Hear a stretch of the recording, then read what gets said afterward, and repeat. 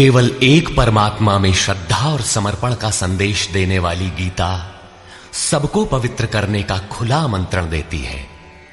सृष्टि में कहीं भी रहने वाले अमीर अथवा गरीब, कुलीन तथा आदिवासी, पुण्यात्मा और पापी, स्त्री और पुरुष, सदाचारी एवं अत्यंत दुराचारी, सबका इसमें प्रवेश है। विशेषकर गीता पापियों के ही उद्धार का सुगम पथ बताती है। पुण्यात्मा तो भजते ही है।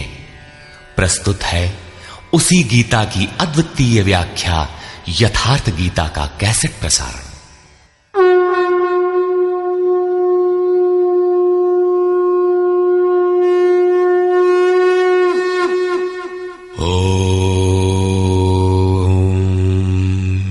श्री परमात्मने नमः। यथार्थ गीता, श्रीमद् भगवत गीता, अथ द्वितीयो अध्यायः। प्रथम अध्याय गीता की प्रवेशिका है, जिसमें आरंभ में पथिक को प्रतीत होने वाली उलझनों का चित्रण है। लड़ने वाले संपूर्ण कौरव पांडव थे, किंतु संशय का पात्र मात्र अर्जुन है। अनुराग ही अर्जुन है। इष्ट के अनुरूप राग ही पथिक को क्षेत्र क्षेत्रज्ञ के संघर्ष के लिए प्रेरित करता है। अनुराग आरंभिक स्तर है।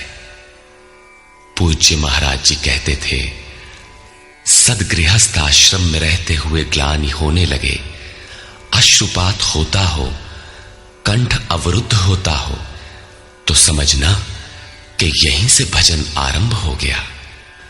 अनुराग में ये सब कुछ आ जाता है। उसमें धर्म, नियम, सत्संग, भाव सभी विद्यमान होंगे। अनुराग के प्रथम चरण में पारिवारिक मोह बाधक बनता है। पहले सभी चाहते हैं कि हम उस परम सत्य को प्राप्त कर लें, किंतु आगे बढ़ने पर वो देखता है कि इन मधुर संबंधों का उच्छेद करना होगा। तब हताश हो जाता है। वो पहले से जो कुछ धर्म कर्म मानकर करता था, उतने में ही संतोष करने लगता है। अपने मोह की पुष्टि के लिए वो प्रचलित रूढ़ियों का प्रमाण भी प्रस्तुत करता है, जैसा अर्जुन ने किया कि कुल धर्म सनातन है। युद्ध से सनातन धर्म का लोप होगा, कुल क्षय होगा, स्वैराचार फैलेगा।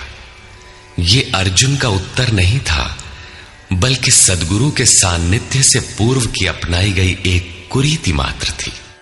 इन्हीं कुरीतियों में फंसकर मनुष्य पृथक पृथक धर्म, अनेक संप्रदाय, छोटे बड़े गुट और असंख्य जातियों की रचना कर लेता है। कोई नाक दबाता है, कोई कान फाड़ता है। किसी के छूने से धर्म नष्ट होता है, तो कहीं रोटी पानी से धर्म नष्ट होता है।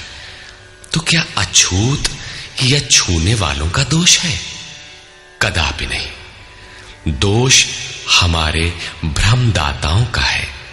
धर्म के नाम पर हम कुरीति के शिकार हैं, इसलिए दोष हमारा है। महात्मा बुद्ध के समय में केश कंबल एक संप्रदाय था, जिसमें केश को बढ़ाकर कंबल की तरह प्रयोग करने को पूर्णता का मानदंड माना जाता था।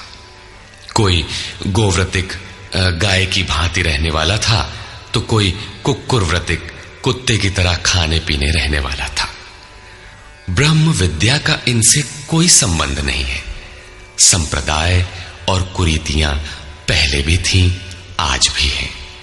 ठीक इसी प्रकार कृष्ण काल में भी संप्रदाय थे, कुरीतियां थीं। उनमें से एकाध कुरीति का शिकार अर्जुन भी था। उसने 4 तर्क प्रस्तुत किए। 1, ऐसे युद्ध से सनातन धर्म नष्ट हो जाएगा। 2, वर्ण संकर पैदा होगा। 3, पिंडोदक क्रिया लोप होगी। और 4, हम लोग कुलक्षय द्वारा महान पाप करने को उद्यत हुए हैं। इस पर योगेश्वर श्री कृष्ण ने कहा, संजय उवाच।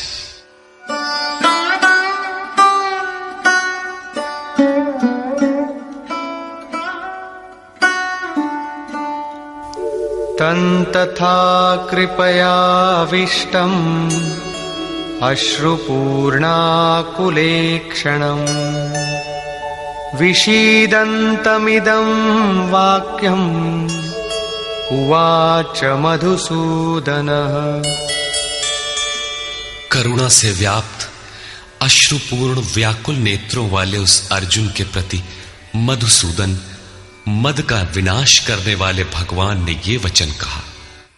श्री भगवान उवाच।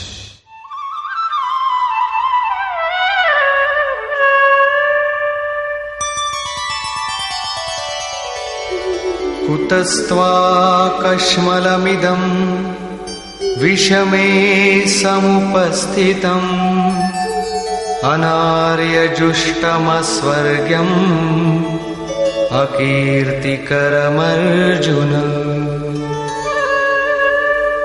अर्जुन, इस विषम स्थल में तुझे ये अज्ञान कहां से हो गया?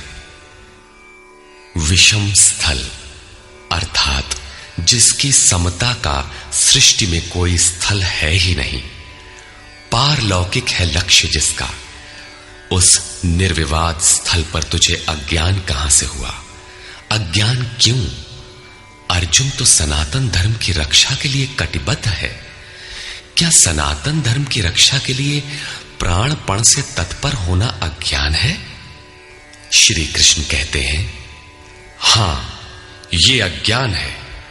न तो संभावित पुरुषों द्वारा इसका आचरण किया गया है, न स्वर्ग ही देने वाला है और न ये कीर्ति को ही करने वाला है। सन्मार्ग पर जो दृढ़ता पूर्वक आरूढ़ है उसे आर्य कहते हैं।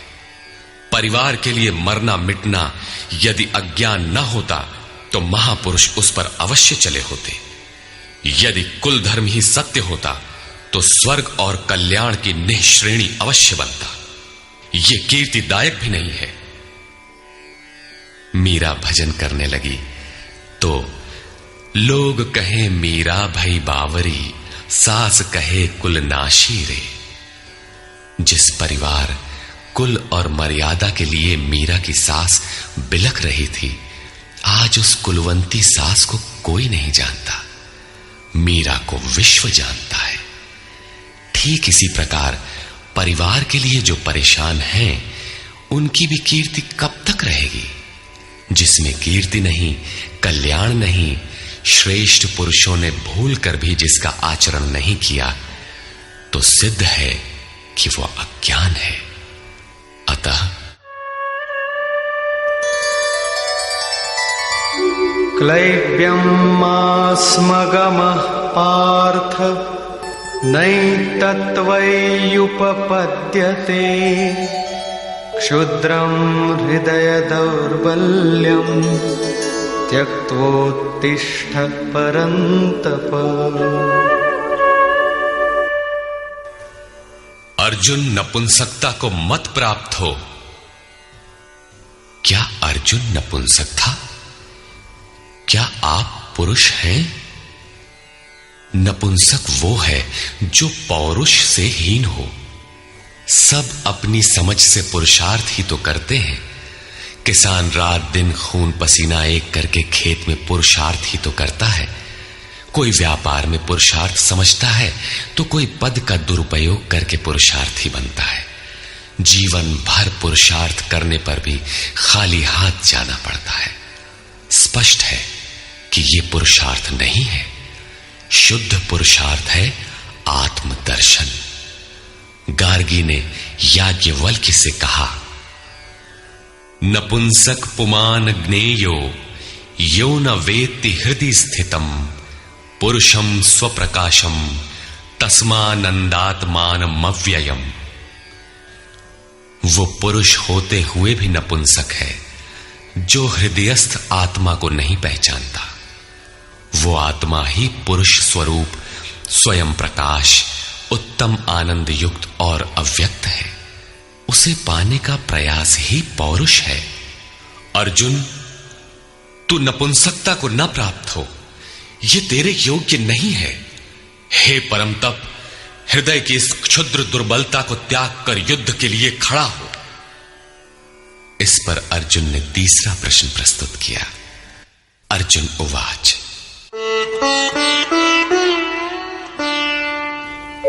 कथं भीष्ममहं संख्ये द्रोणं च मधुसूदन इषुभिः प्रतियोत्स्यामि पूजार्हा वरिसूदन। अहंकार का शमन करने वाले मधुसूदन, मैं रणभूमि में पितामह भीष्म और आचार्य द्रोण से किस प्रकार बाणों से युद्ध करूंगा, क्योंकि अरिसूदन वे दोनों ही पूजनीय हैं। द्वैत ही द्रोण है। प्रभु अलग हैं, हम अलग हैं। द्वैत का यह भान ही प्राप्ति की प्रेरणा का आरंभिक स्रोत है। यही द्रोणाचार्य का गुरुत्व है। भ्रम ही भीष्म है। जब तक भ्रम है तभी तक बच्चे, परिवार, रिश्तेदार सभी अपने लगते हैं। अपना लगने में भ्रम ही माध्यम है। आत्मा इन्हीं को पूज्य मानकर इनके साथ रहता है कि ये पिता हैं, दादा हैं, कुलगुरु हैं इत्यादि। साधन के पूर्ति काल में गुरु न चेला, पुरुष अकेला। न बंधुर न मित्रम गुरुर्नैव शिष्यः चिदानंद रूपः शिवोहम शिवोहम। जब चित्त उस परम आनंद में विलय हो जाता है तब न गुरु ज्ञान दाता और न शिष्य ग्रहण करता ही रह जाता है। यही परम की स्थिति है। गुरु का गुरुत्व प्राप्त कर लेने पर गुरुत्व एक जैसा हो जाता है। श्री कृष्ण कहते हैं, अर्जुन तुम मुझ में निवास करेगा।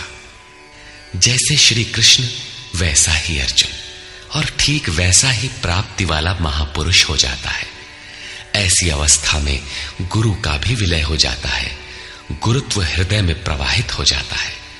अर्जुन गुरु पद की ढाल बनाकर इस संघर्ष में प्रवृत्त होने से कतराना चाहता है। वो कहता है,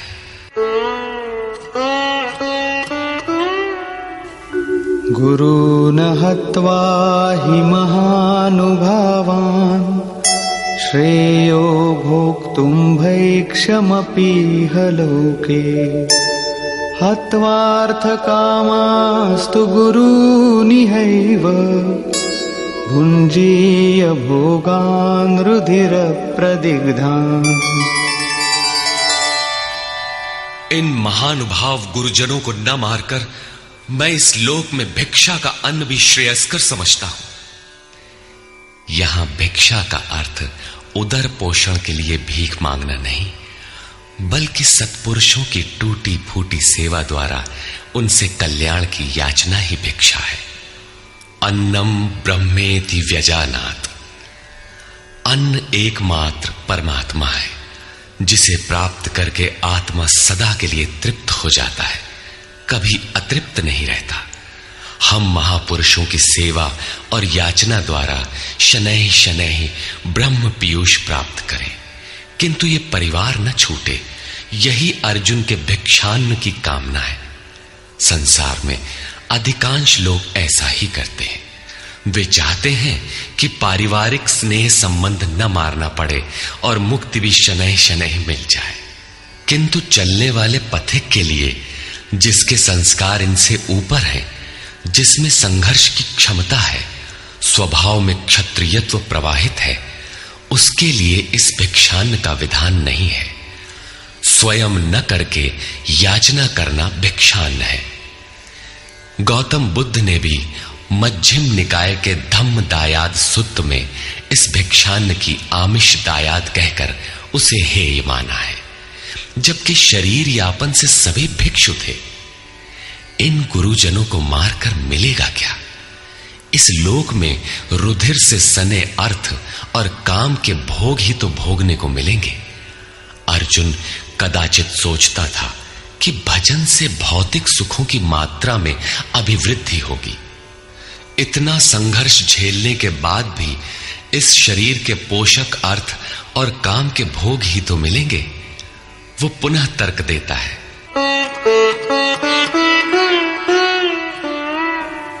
न चैतद्विद्मः कतरन्नो गरीयो यद्वा जयेम यदि वा नो जयेयो यानेव हत्वा न जिजीविषामः तेव स्थिताः प्रमुखे धार्तराष्ट्राः। ये भी निश्चित नहीं है कि वो भोग मिलेगा ही। ये भी हम नहीं जानते कि हमारे लिए क्या करना श्रेयस्कर है, क्योंकि जो कुछ हमने कहा वो अज्ञान प्रमाणित हो गया। ये भी ज्ञात नहीं है कि हम जीतेंगे अथवा वे ही जीतेंगे। जिन्हें मारकर हम जीना भी नहीं चाहते, वे ही धृतराष्ट्र के पुत्र हमारे सामने खड़े हैं। अज्ञान रूपी धृतराष्ट्र से उत्पन्न मोह इत्यादि स्वजन समुदाय मिट ही जाएंगे, तब हम जीकर ही क्या करेंगे। अर्जुन पुनः सोचता है कि जो कुछ हमने कहा कदाचित ये भी अज्ञान हो, अतः प्रार्थना करता है। कार्पण्यदोषोपहतः स्वभावः पृच्छामि त्वां धर्मसम्मूढचेताः यच्छ्रेयस्यान्निश्चितं ब्रूहि तन्मे शिष्यस्तेऽहं शाधि मां त्वां प्रपन्नम्। कायरता के दोष से नष्ट स्वभाव वाला, धर्म के विषय में सर्वथा मोहित चित्त हुआ मैं आपसे पूछता हूं, जो कुछ निश्चित परम कल्याणकारी हो वो साधन मेरे लिए कहिए। यहां अर्जुन ने पूर्ण समर्पण कर दिया। अभी तक वो श्री कृष्ण को अपने स्तर का ही समझता था, अनेक विद्याओं में अपने को कुछ आगे ही मानता था। यहां उसने अपनी बागडोर श्री कृष्ण को वस्तुतः सौंप दी। सद्गुरु पूर्ति पर्यंत हृदय में रहकर साधक के साथ चलते हैं। यदि वे साथ न रहे तो साधक पार न हो। युवा कन्या के परिवार वाले जिस प्रकार शादी विवाह तक उसको संयम की शिक्षा देते हुए संभाल ले जाते हैं, ठीक उसी प्रकार सद्गुरु अपने शिष्य की अंतरात्मा से रथी होकर उसे प्रकृति की घाटियों से निकालकर पार कर देते हैं। अर्जुन निवेदन करता है कि भगवान, एक बात और है।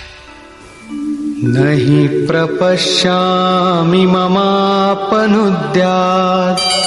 यच्छोकमुच्छोषणमिन्द्रियाणाम् अवाप्य भूमावसपत्नमृद्धम् राज्यं सुराणामपि चाधिपत्यम्।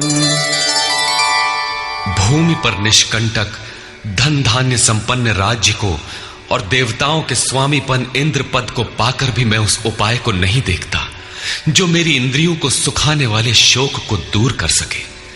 जब शोक बना ही है तो ये सब लेकर ही मैं क्या करूंगा। यदि इतना ही मिलना है तो क्षमा करें। अर्जुन ने सोचा, अब इसके आगे बतावेंगे भी क्या। संजय उवाच। एवमुक्त्वा ऋषिकेशं गुडाकेशः परन्तप न योत्स्यैति गोविन्दम् उक्त्वा तूष्णीं बभूवः। संजय बोला, हे राजन, मोह निशाजयी अर्जुन ने हृदय के सर्वज्ञ श्री कृष्ण से ये कहकर कि गोविंद, मैं युद्ध नहीं करूंगा, चुप हो गया। अभी तक अर्जुन की दृष्टि पौराणिक है, जिसमें कर्म कांडों के साथ भोगों की उपलब्धि का विधान है, जिसमें स्वर्ग ही सब कुछ माना जाता है, जिस पर श्री कृष्ण प्रकाश डालेंगे कि ये विचारधारा भी गलत है। तमुवाच ऋषिकेशः प्रहसन्निव भारत सेनयोरुभयोर्मध्ये विषीदन्तमिदं वचः। उसके उपरांत हे भरतवंशी धृतराष्ट्र, अंतर्यामी योगेश्वर श्री कृष्ण ने दोनों सेनाओं के बीच में उस शोक युक्त अर्जुन को हंसते हुए से ये वचन कहा। श्री भगवान उवाच। अशोचानन्वशोचस्त्वं प्रज्ञावादांश्च भाषसे गतासु न गतासूंश्च नानुशोचन्ति पंडिताः। अर्जुन, तू न शोक करने योग्यों के लिए शोक करता है और पंडितों के से वचन कहता है, किंतु बुद्धि संपन्न पंडित जन जिनके प्राण चले गए हैं उनके लिए तथा जिनके प्राण नहीं गए हैं उनके लिए भी शोक नहीं करते। तू पंडितों जैसी बातें भर करता है, वस्तुतः ज्ञाता है नहीं, क्योंकि न त्वेवाहं जातु नासं न त्वन्नेमे जनाधिपाः न चैव न भविष्यामः सर्वे वयमतः परम्। न तो ऐसा ही है कि मैं अर्थात सद्गुरु किसी काल में नहीं था, अथवा तू अनुरागी अधिकारी अथवा जनाधिपाह राजा लोग अर्थात राजसी वृत्ति में पाए जाने वाला अहम नहीं था, और न ऐसा ही है कि आगे हम सब नहीं रहेंगे। सद्गुरु सदैव रहता है, अनुरागी सदैव रहते हैं। यहां योगेश्वर ने योग की अनादिता पर प्रकाश डालते हुए भविष्य में भी उसकी विद्यमानता पर बल दिया। मरने वालों के लिए शोक न करने के लिए कारण बताते हुए उन्होंने कहा, देहिनोऽस्मिन् यथा देहे कौमारं यौवनं जरा तथा देहान्तरप्राप्तिः धीरस्तत्र न मुह्यति। जैसे जीवात्मा की इस देह में कुमार, युवा और वृद्ध अवस्था होती है, वैसे ही अन्य अन्य शरीर प्राप्ति। इसलिए धीर पुरुष मोहित नहीं होता है। कभी आप बालक थे, शनैः शनैः युवा हुए, तब आप मर तो नहीं गए, पुनः वृद्ध हुए। पुरुष एक ही है। उसी प्रकार लेश मात्र भी दरार नए देह की प्राप्ति पर नहीं पड़ती। कलेवर का यह परिवर्तन तब तक चलेगा जब तक परिवर्तन से परे वस्तु नहीं मिल जाती। मात्रा स्पर्शास्तु कौन्तेय शीतोष्ण सुख दुःखदाः आगमापायिनो नित्याः तां स्थितिक्षस्व भारत। हे कुंती पुत्र, सुख दुख, सर्दी और गर्मी को देने वाले इंद्रियों और विषयों के संयोग तो अनित्य हैं, क्षण भंगुर हैं। अतः भरतवंशी अर्जुन, तू इसका त्याग कर।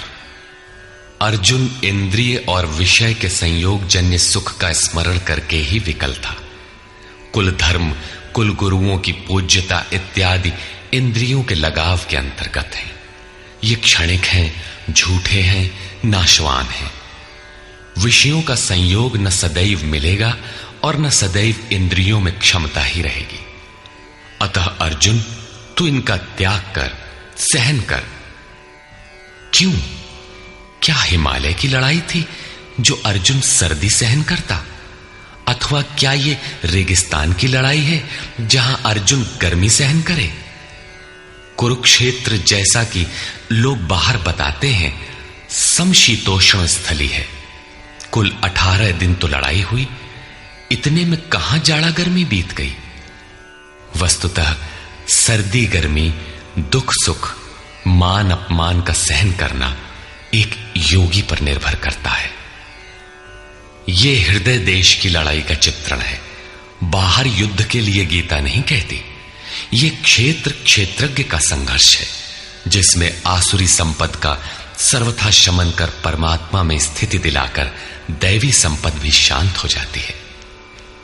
जब विकार है ही नहीं तो सजातीय प्रवृत्तियां किस पर आक्रमण करें? अतः पूर्णत्व के साथ वे भी शांत हो जाती हैं, इससे पहले नहीं।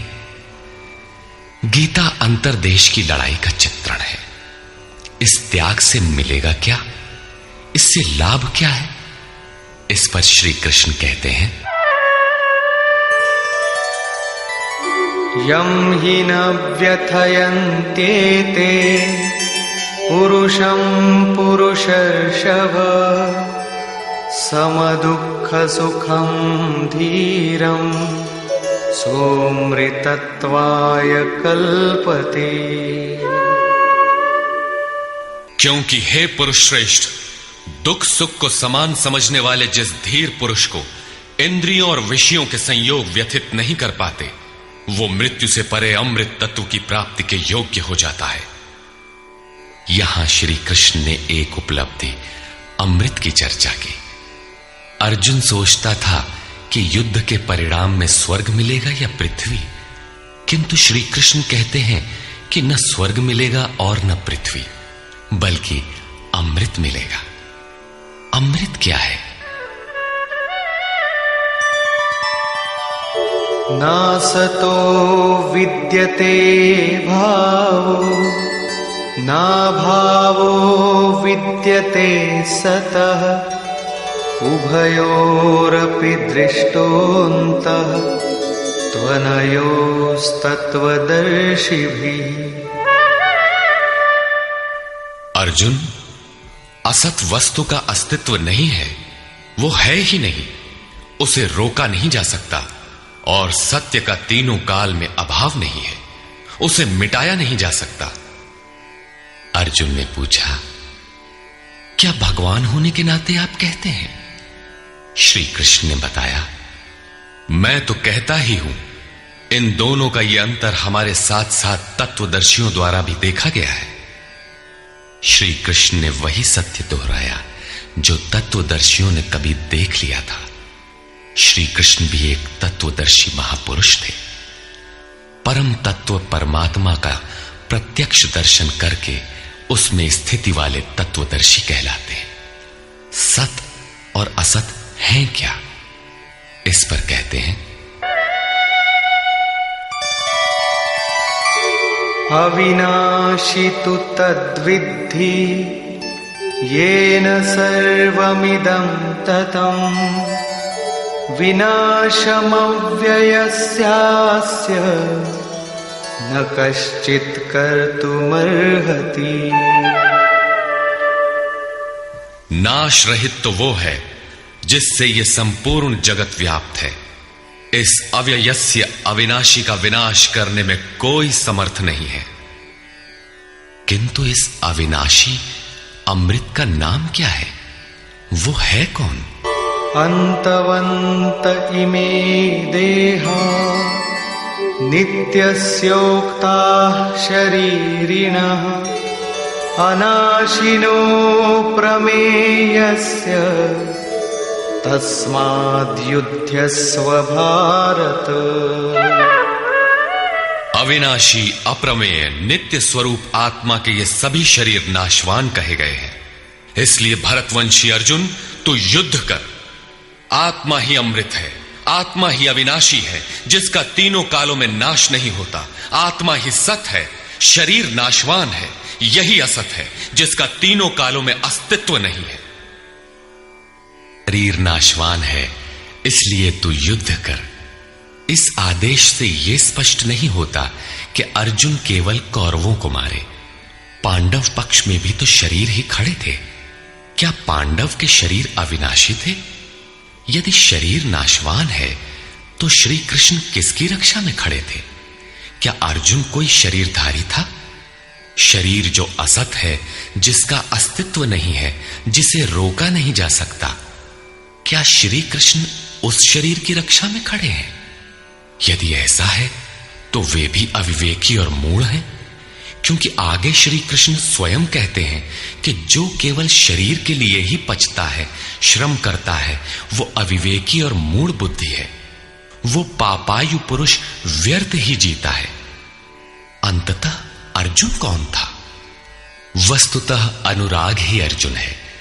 अनुरागी के लिए इष्ट सदैव रथी बनकर साथ में रहते हैं, सखा की भांति उसका मार्गदर्शन करते हैं। आप शरीर नहीं हैं। शरीर तो आवरण है, रहने का मकान है। उसमें रहने वाला अनुराग पूरित आत्मा है। भौतिक युद्ध, मारने काटने से शरीरों का अंत नहीं होता। ये शरीर छूटेगा तो आत्मा दूसरा शरीर धारण कर लेगा। इसी संदर्भ में श्री कृष्ण कह चुके हैं कि जिस प्रकार बाल्यकाल से युवा या वृद्धावस्था आती है, उसी प्रकार देहांतर की प्राप्ति होती है। शरीर काटेंगे तो जीवात्मा नया वस्त्र बदल लेगा।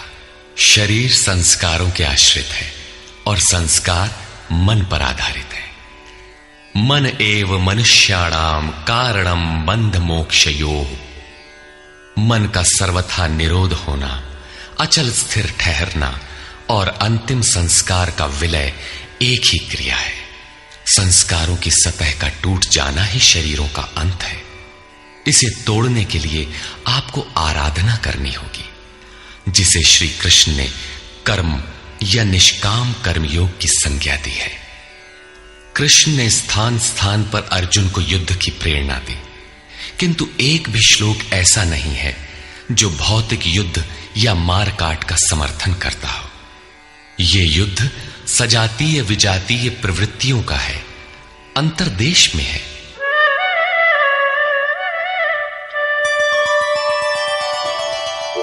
य एनं वेत्ति हन्तारम् यश्चैनं मन्यते हतम् उभौ तौ न विजानीतो नायं हन्ति न हन्यते।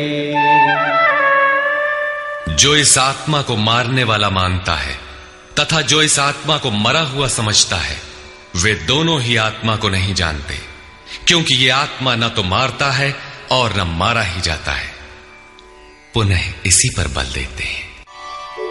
न जायते म्रियते वा कदाचिन् नायं भूत्वा भविता वा न भूयः अजो नित्यः शाश्वतोऽयं पुराणो न हन्यते हन्यमाने शरीरे।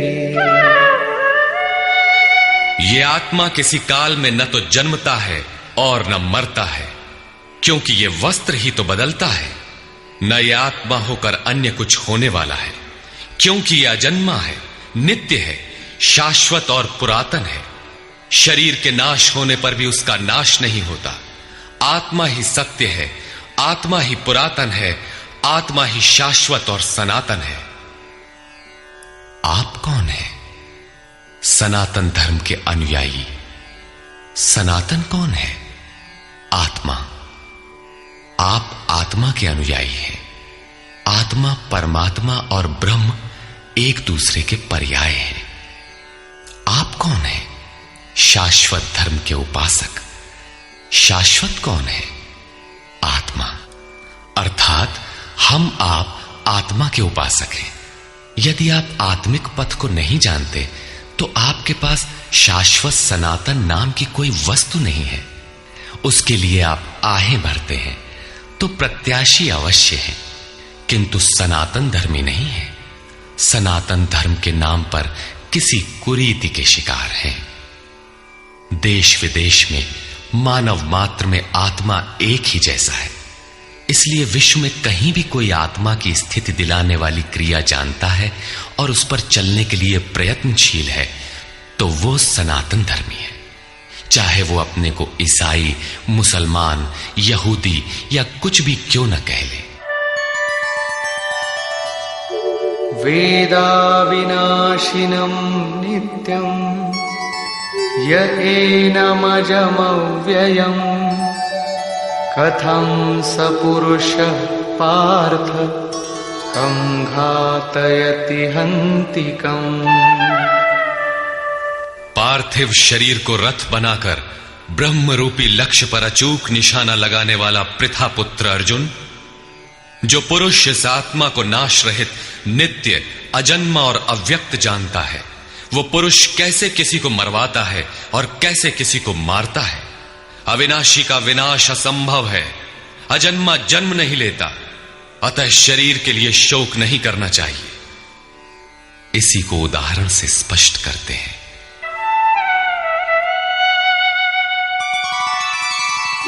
वासांसि जीर्णानि यथा विहाय नवानि गृह्णाति नरोपराणि तथा शरीराणि विहाय जीर्णान्यन्यानि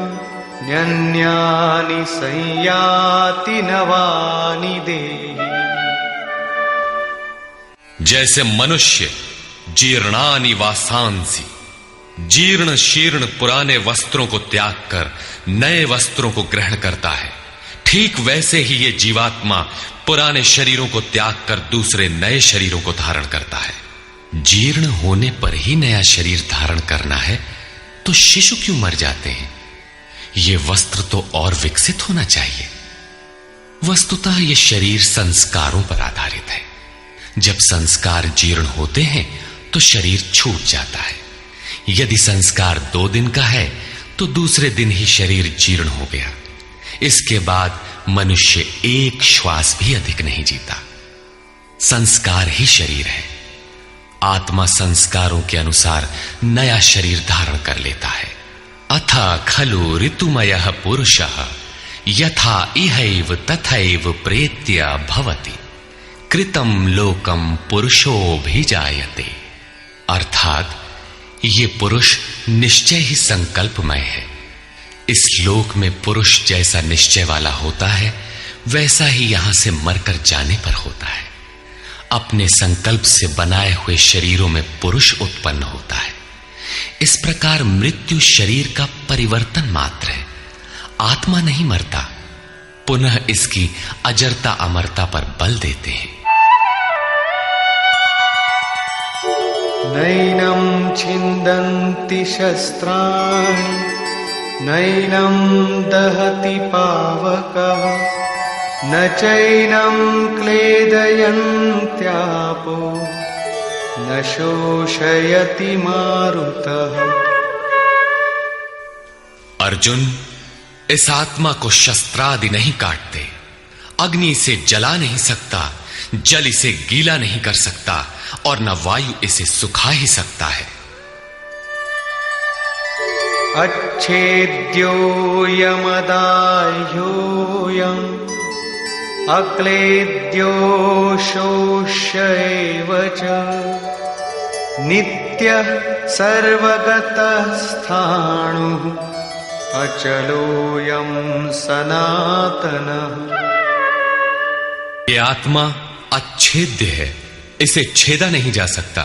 ये अदाह्य है, इसे जलाया नहीं जा सकता। ये अक्लेद्य है, इसे गीला नहीं किया जा सकता। आकाश इसे अपने में समाहित नहीं कर सकता। ये आत्मा निसंदेह, अशोष्य, सर्वव्यापक, अचल, स्थिर रहने वाला और सनातन है। अर्जुन ने कहा था कि कुल धर्म सनातन है। ऐसा युद्ध करने से सनातन धर्म नष्ट हो जाएगा, किंतु श्री कृष्ण ने इसे अज्ञान माना और आत्मा को ही सनातन बताया। आप कौन हैं? सनातन धर्म के अनुयायी। सनातन कौन है? आत्मा। यदि आप आत्मा पर्यंत दूरी तय करने वाली विधि विशेष से अवगत नहीं हैं, तो आप सनातन धर्म नहीं जानते।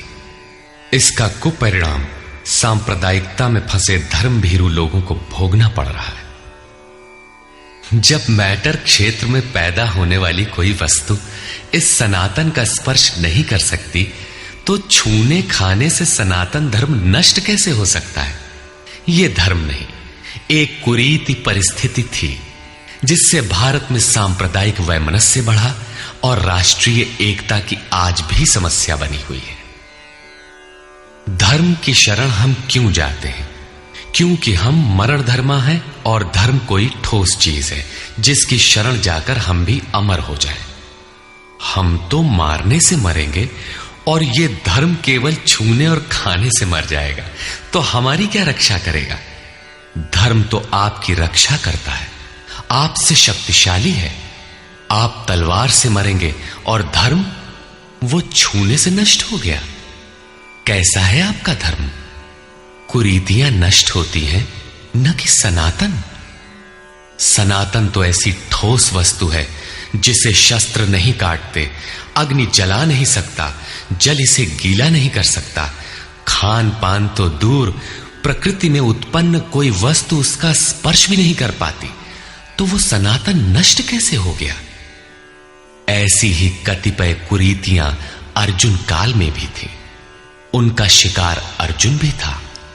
उसने विलाप करते हुए गिड़गिड़ा कर कहा कि कुल धर्म सनातन है, युद्ध से सनातन धर्म नष्ट हो जाएगा।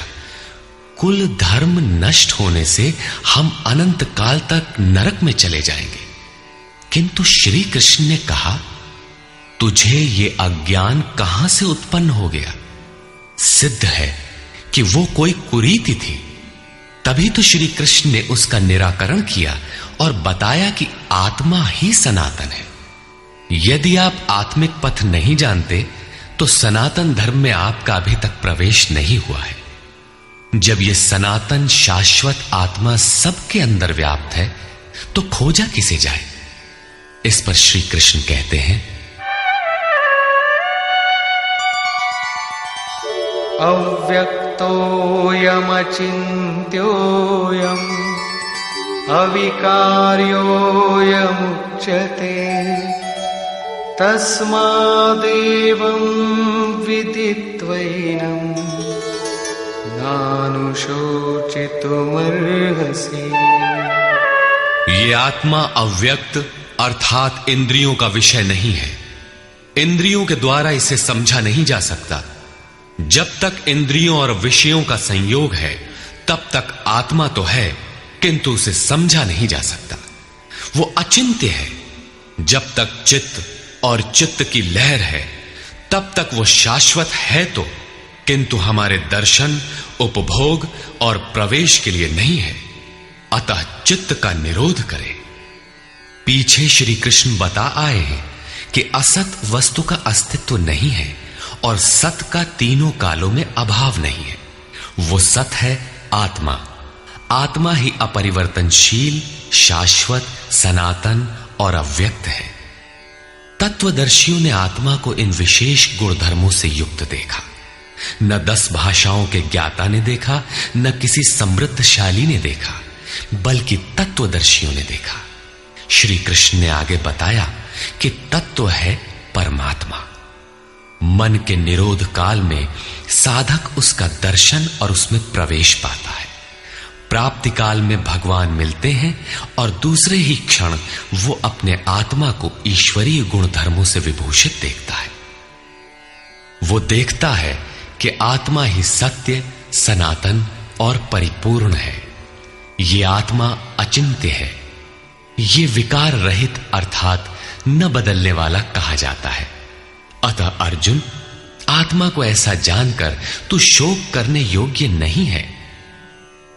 अब श्री कृष्ण अर्जुन के विचारों में विरोधाभास दिखाते हैं, जो सामान्य तर्क है। अथ चैनं नित्यजातं नित्यं वा मन्यसे मृतं तथापि त्वं महाबाहो नैवं शोचितुमर्हसि। यदि तू इसे सदैव जन्मने वाला और सदा मरने वाला माने तब भी तुझे शोक नहीं करना चाहिए, क्योंकि जातस्य हि ध्रुवो मृत्युः ध्रुवं जन्म मृतस्य च तस्मादपरिहार्येऽर्थे न त्वं शोचितुमर्हसि। ऐसा मान लेने पर भी जन्मने वाले की निश्चित मृत्यु और मरने वाले का निश्चित जन्म सिद्ध होता है। इसलिए भी तू बिना उपाय वाले इस विषय में शोक करने लायक नहीं है। जिसका कोई इलाज नहीं, उसके लिए शोक करना एक अन्य दुख को आमंत्रित करना है। अव्यक्तादीनि भूतानि व्यक्तमध्यानि भारत अव्यक्तनिधनान्येव तत्र का परिदेवना।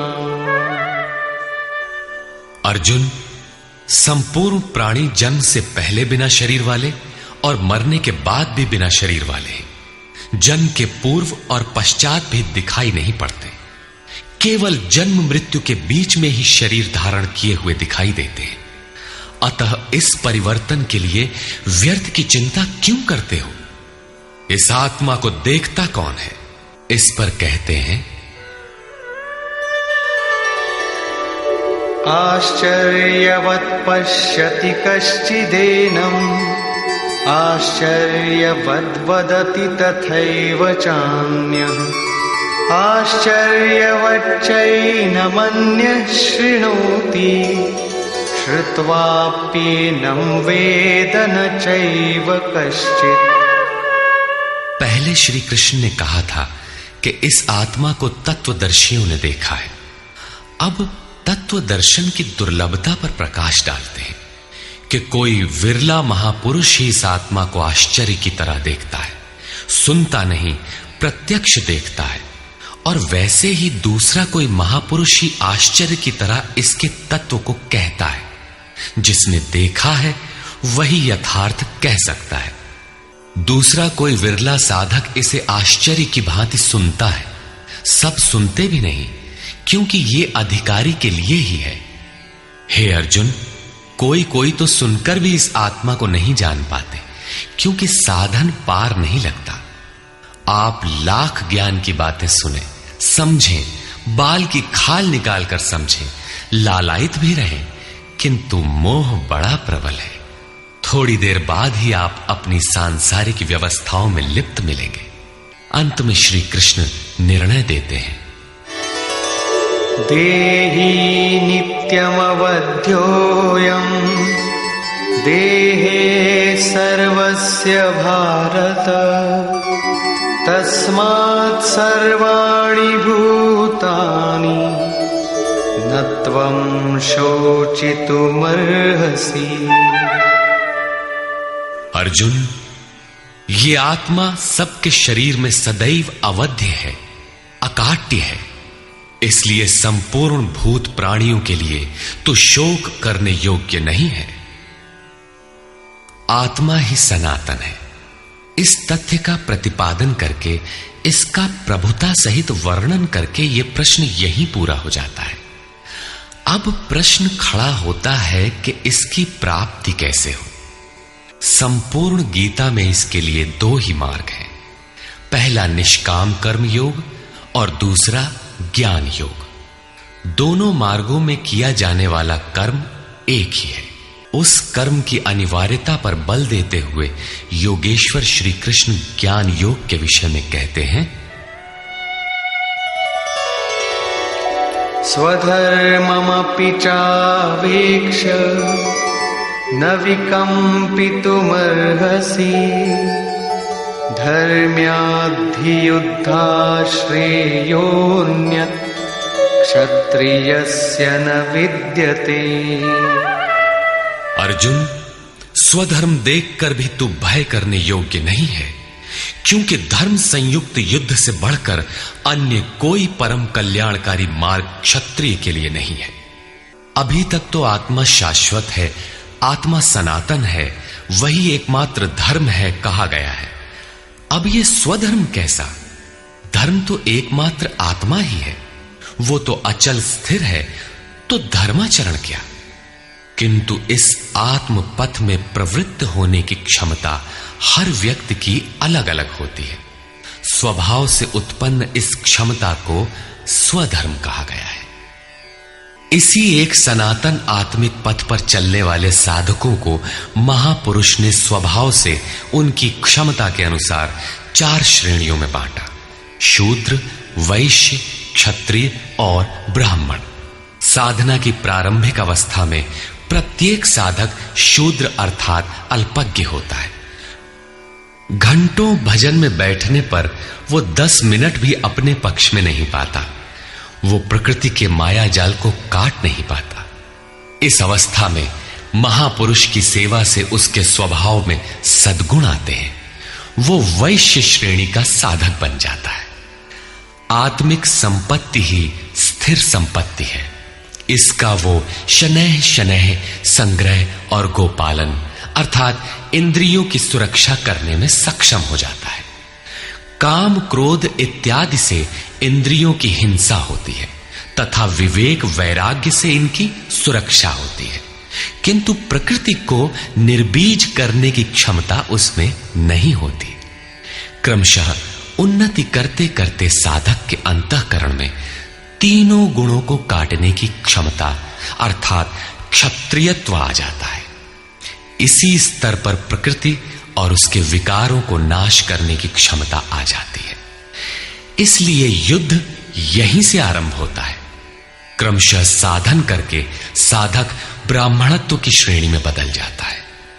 इस समय मन का शमन, इंद्रियों का दमन, धारावाही चिंतन, सरलता, अनुभव, ज्ञान इत्यादि लक्षण साधक में स्वाभाविक प्रवाहित होते हैं। इन्हीं के अनुष्ठान से चलकर क्रमशः वो ब्रह्म में प्रवेश पा जाता है, जहां वो ब्राह्मण भी नहीं रह जाता।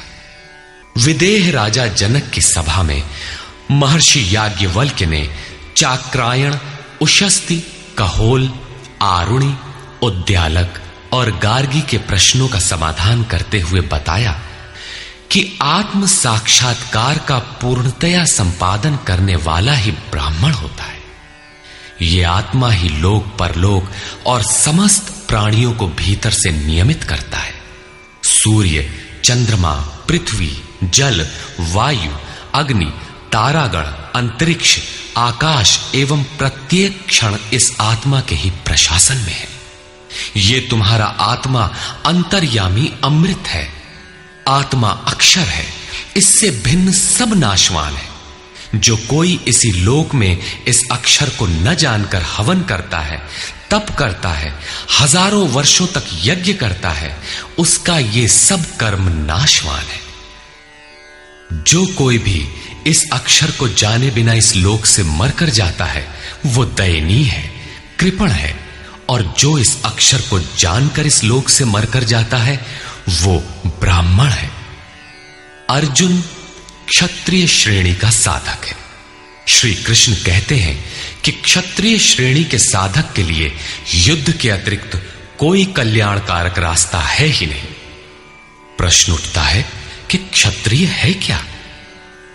प्रायः लोग इसका आशय समाज में जन्मना उत्पन्न ब्राह्मण, क्षत्रिय, वैश्य, शूद्र जातियों से लेते हैं। इन्हें ही 4 वर्ण मान लिया जाता है, किंतु नहीं।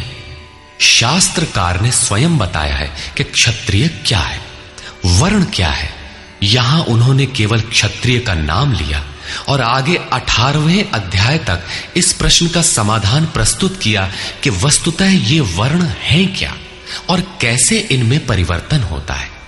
श्री कृष्ण ने कहा, चातुर्वर्ण्यम मया सृष्टम, 4 वर्णों की सृष्टि मैंने की, तो क्या मनुष्यों को बांटा?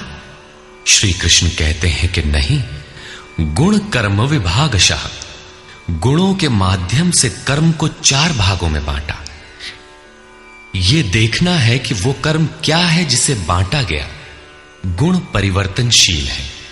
साधना की उचित प्रक्रिया द्वारा तामसी से राजसी और राजसी से सात्विक गुणों में प्रवेश मिलता जाता है।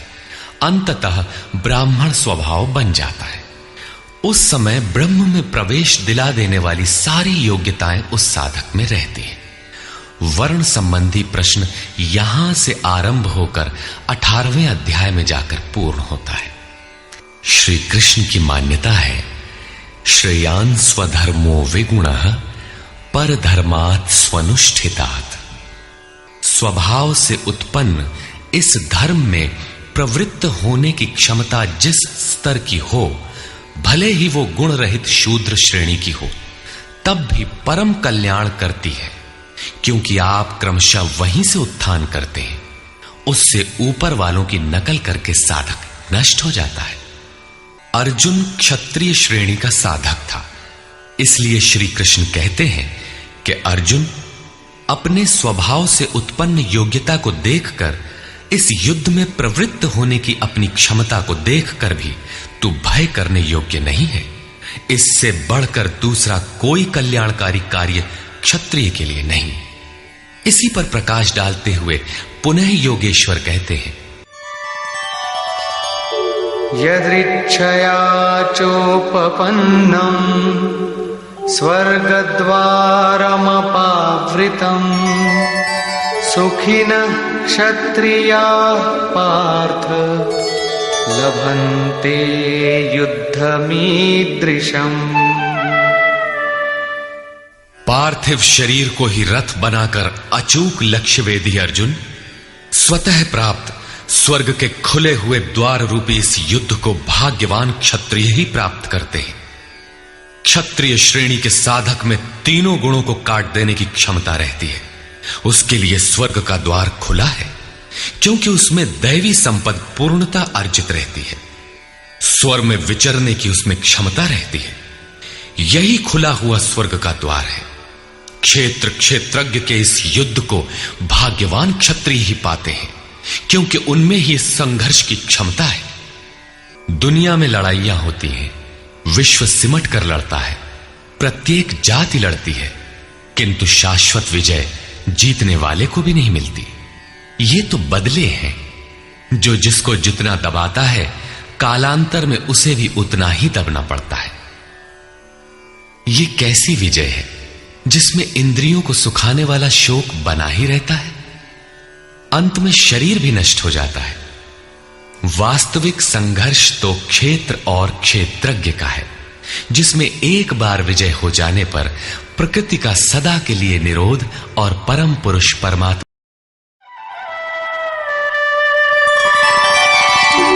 अथ चेत्त्वमिमं धर्म्यं संग्रामं न करिष्यसि ततः स्वधर्मं कीर्तिं च हित्वा पापमवाप्स्यसि। और यदि तू इस धर्मयुक्त संग्राम अर्थात शाश्वत सनातन परम धर्म परमात्मा में प्रवेश दिलाने वाला धर्म युद्ध नहीं करेगा, तो स्वधर्म अर्थात स्वभाव से उत्पन्न संघर्ष करने की क्षमता, क्रिया में प्रवृत्त होने की क्षमता को खोकर पाप अर्थात आवागमन और अपकीर्ति को प्राप्त होगा। अपकीर्ति पर प्रकाश डालते हैं। अकीर्तिं चापि भूतानि कथयिष्यन्ति ते व्ययाम् संभावितस्य चाकीर्तिः मरणादतिरिच्यते।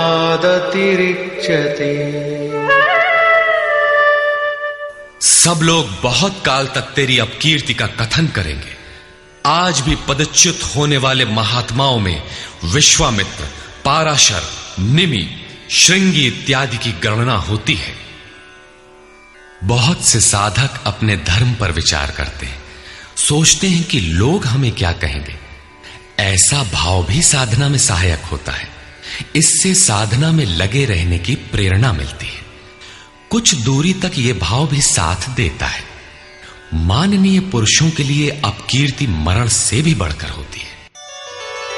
भयाद्रणादुपरतम् मौस्यन्ते त्वां महारथाः येषां च त्वं बहुमतो भूत्वा यास्यसि लाघवम्। जिन महारथियों की निगाह में तू बहुत माननीय होकर अब तुच्छता को प्राप्त होगा, वे महारथी लोग तुझे भय के कारण युद्ध से उपराम हुआ मानेंगे। महारथी कौन? इस पथ पर महान परिश्रम से आगे बढ़ने वाले साधक महारथी हैं। इसी प्रकार इतने ही परिश्रम से अविद्या की ओर खींचने वाले काम, क्रोध, लोभ, मोहादि भी महारथी हैं, जो तुझे बहुत सम्मान देते थे कि साधक प्रशंसनीय है। तुम उनकी निगाह से गिर जाओगे। इतना ही नहीं, बल्कि अवाच्यवादांश्च बहून् वदिष्यन्ति तवाहिताः निन्दन्तस्तव सामर्थ्यम् ततो दुःखतरं नु किम्। वैरी लोग तेरे पराक्रम की निंदा करते हुए बहुत से न कहने योग्य वचनों को कहेंगे। एक दोष आता है तो चारों ओर से निंदा और बुराइयों की झड़ी लग जाती है। न कहने योग्य वचन भी कहे जाते हैं। इससे बड़ा दुख क्या होगा? अतः हतो वा प्राप्स्यसि स्वर्गम् जित्वा वा भोक्ष्यसे महीम् तस्मादुत्तिष्ठ कौन्तेय युद्धाय कृतनिश्चयः। इस युद्ध में मरोगे तो स्वर्ग प्राप्त करोगे। स्वर में विचरने की क्षमता रहेगी। श्वास से बाहर प्रकृति में विचरने की धाराएं निरुद्ध हो जाएंगी। परम देव परमात्मा में प्रवेश दिलाने वाली दैवी संपद हृदय में पूर्णतः प्रवाहित रहेगी। अथवा इस संघर्ष में जीतने पर महामहिम स्थिति को प्राप्त करोगे। इसलिए अर्जुन, युद्ध के लिए निश्चय करके खड़ा हो। प्रायः लोग इस श्लोक के अर्थ में समझते हैं कि इस युद्ध में मरोगे तो स्वर्ग जाओगे और जीतोगे तो पृथ्वी का भोग भोगोगे। किंतु आपको स्मरण होगा, अर्जुन कह चुका है, भगवन पृथ्वी ही नहीं अपितु त्रैलोक्य के साम्राज्य और देवताओं के स्वामीपन अर्थात इंद्र पद प्राप्त होने पर भी मैं उस उपाय को नहीं देखता जो इंद्रियों को सुखाने वाले मेरे शोक को दूर कर सके। यदि इतना ही मिलना है तो गोविंद, मैं युद्ध कदापि नहीं करूंगा। यदि इतने पर भी श्री कृष्ण कहते कि अर्जुन लड़ो, जीतोगे तो पृथ्वी पा जाओगे, हारोगे तो स्वर्ग के नागरिक बन जाओगे, तो श्री कृष्ण देते ही क्या है? अर्जुन इससे आगे का सत्य, श्रेय, परम कल्याण की कामना वाला शिष्य था, जिसे सद्गुरुदेव श्री कृष्ण ने बताया कि क्षेत्रज्ञ के इस संघर्ष में यदि शरीर का समय पूरा हो जाता है और लक्ष्य तक नहीं पहुंच सके तो स्वर्ग प्राप्त करोगे। अर्थात स्वर में ही विचरण करने की क्षमता प्राप्त कर लोगे।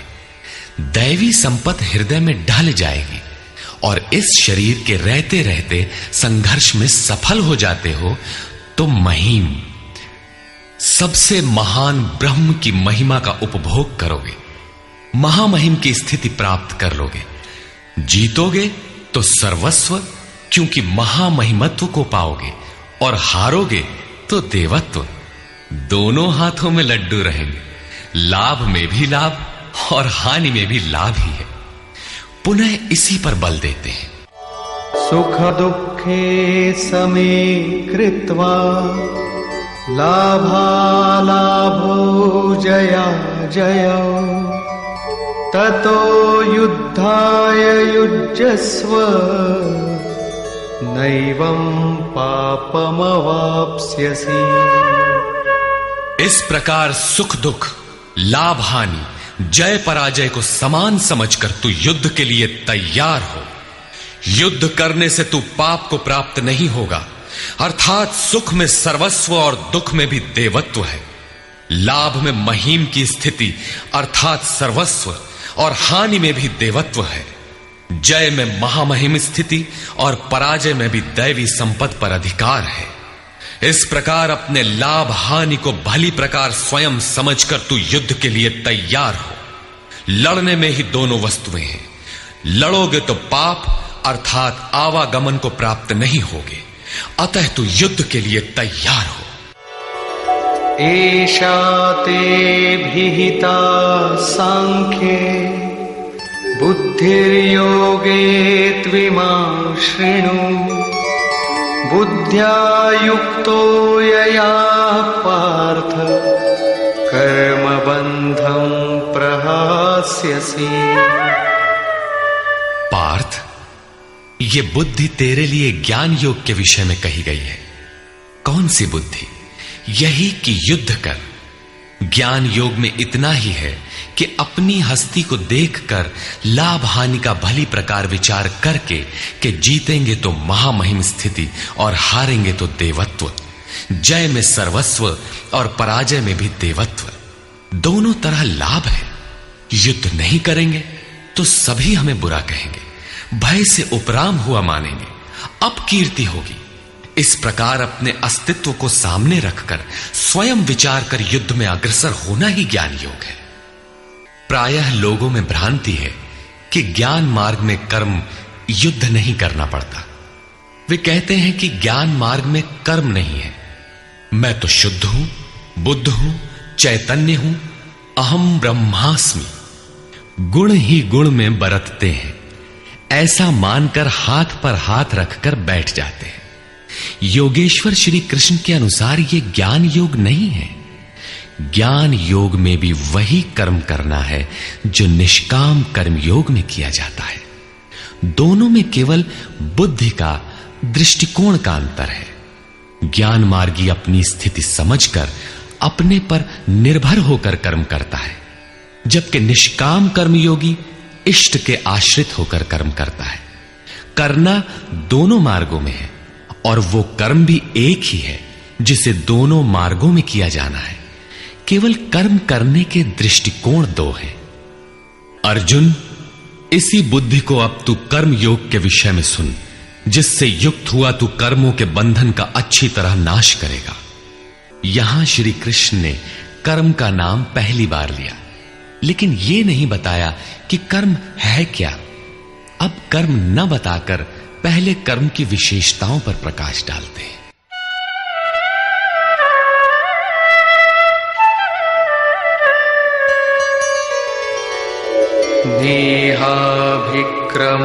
नेहाभिक्रमनाशोऽस्ति प्रत्यवायो न विद्यते स्वल्पमप्यस्य धर्मस्य त्रायते महतो भयात्।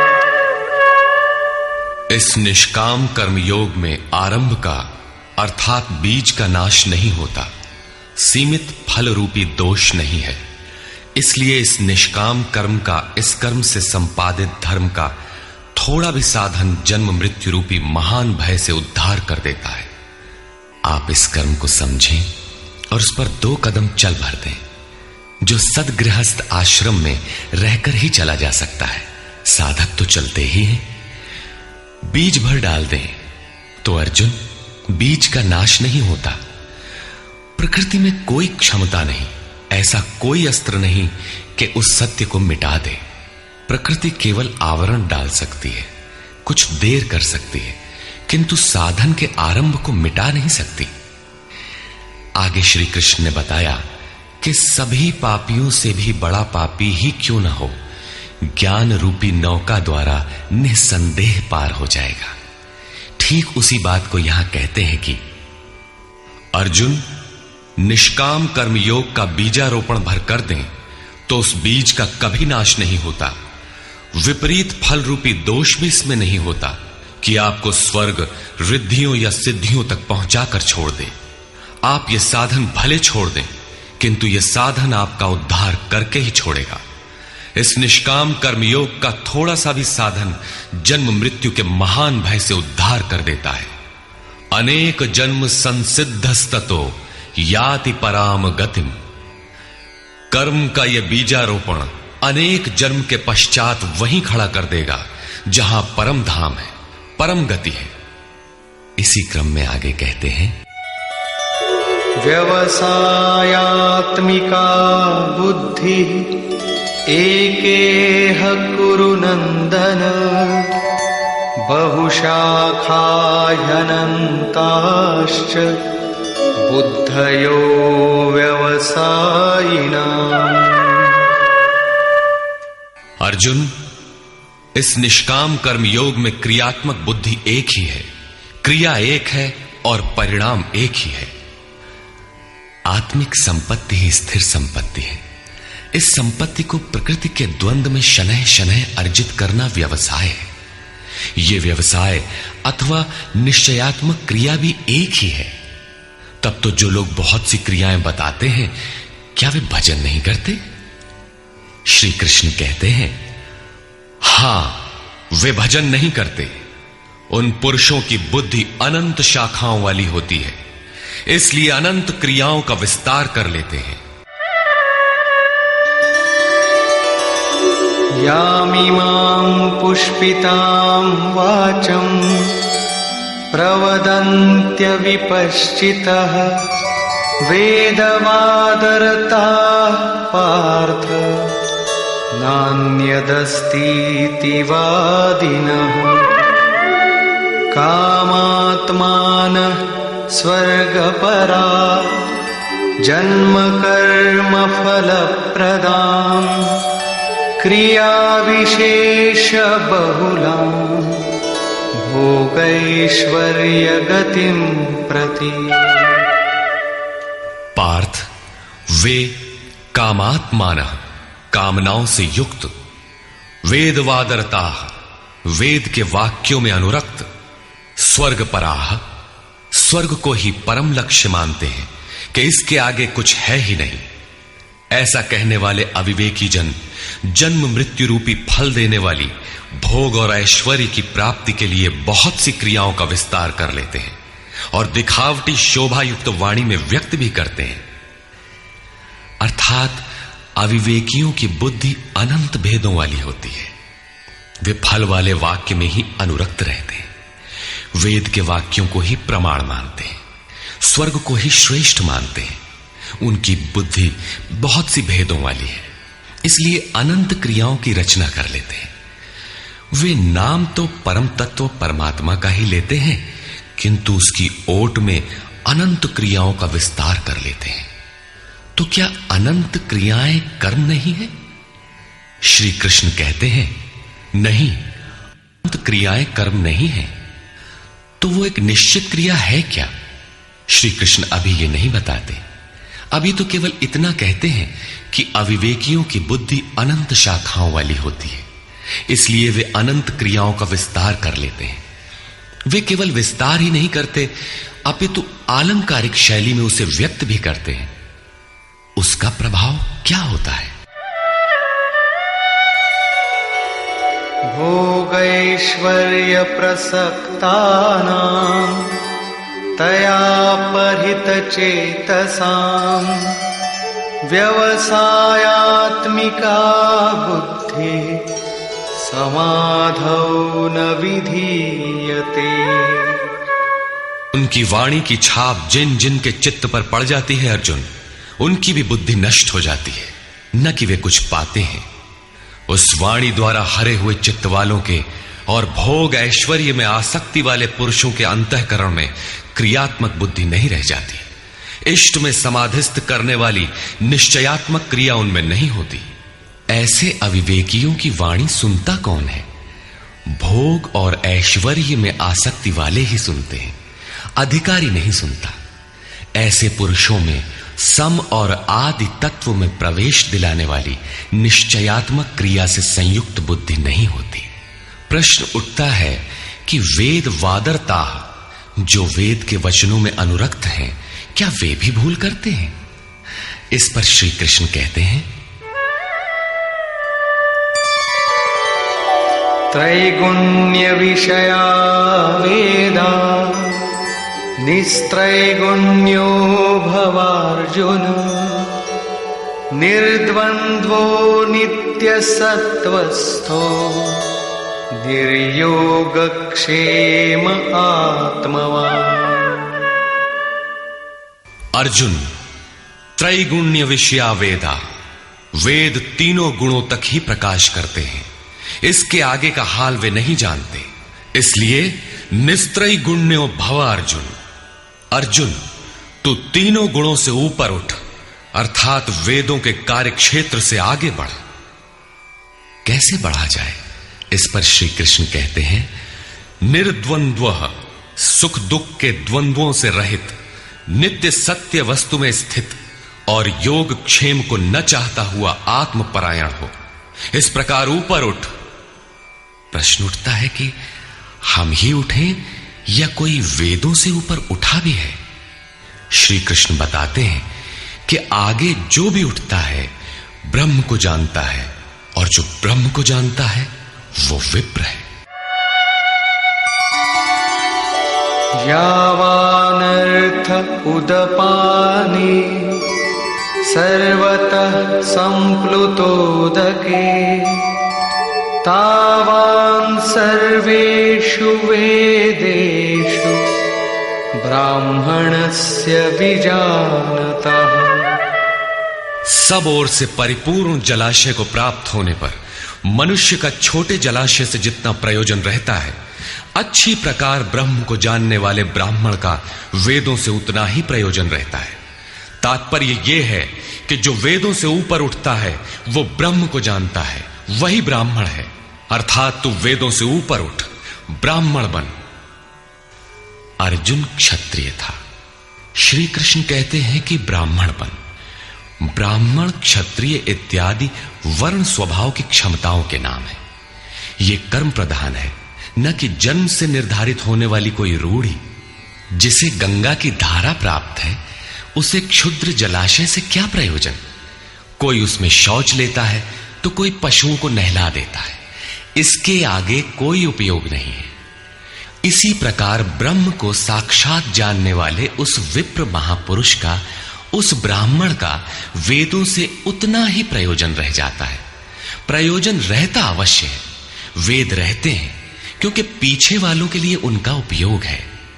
वहीं से चर्चा आरंभ होगी। इसके उपरांत योगेश्वर श्री कृष्ण कर्म करते समय की जाने वाली सावधानियों का प्रतिपादन करते हैं।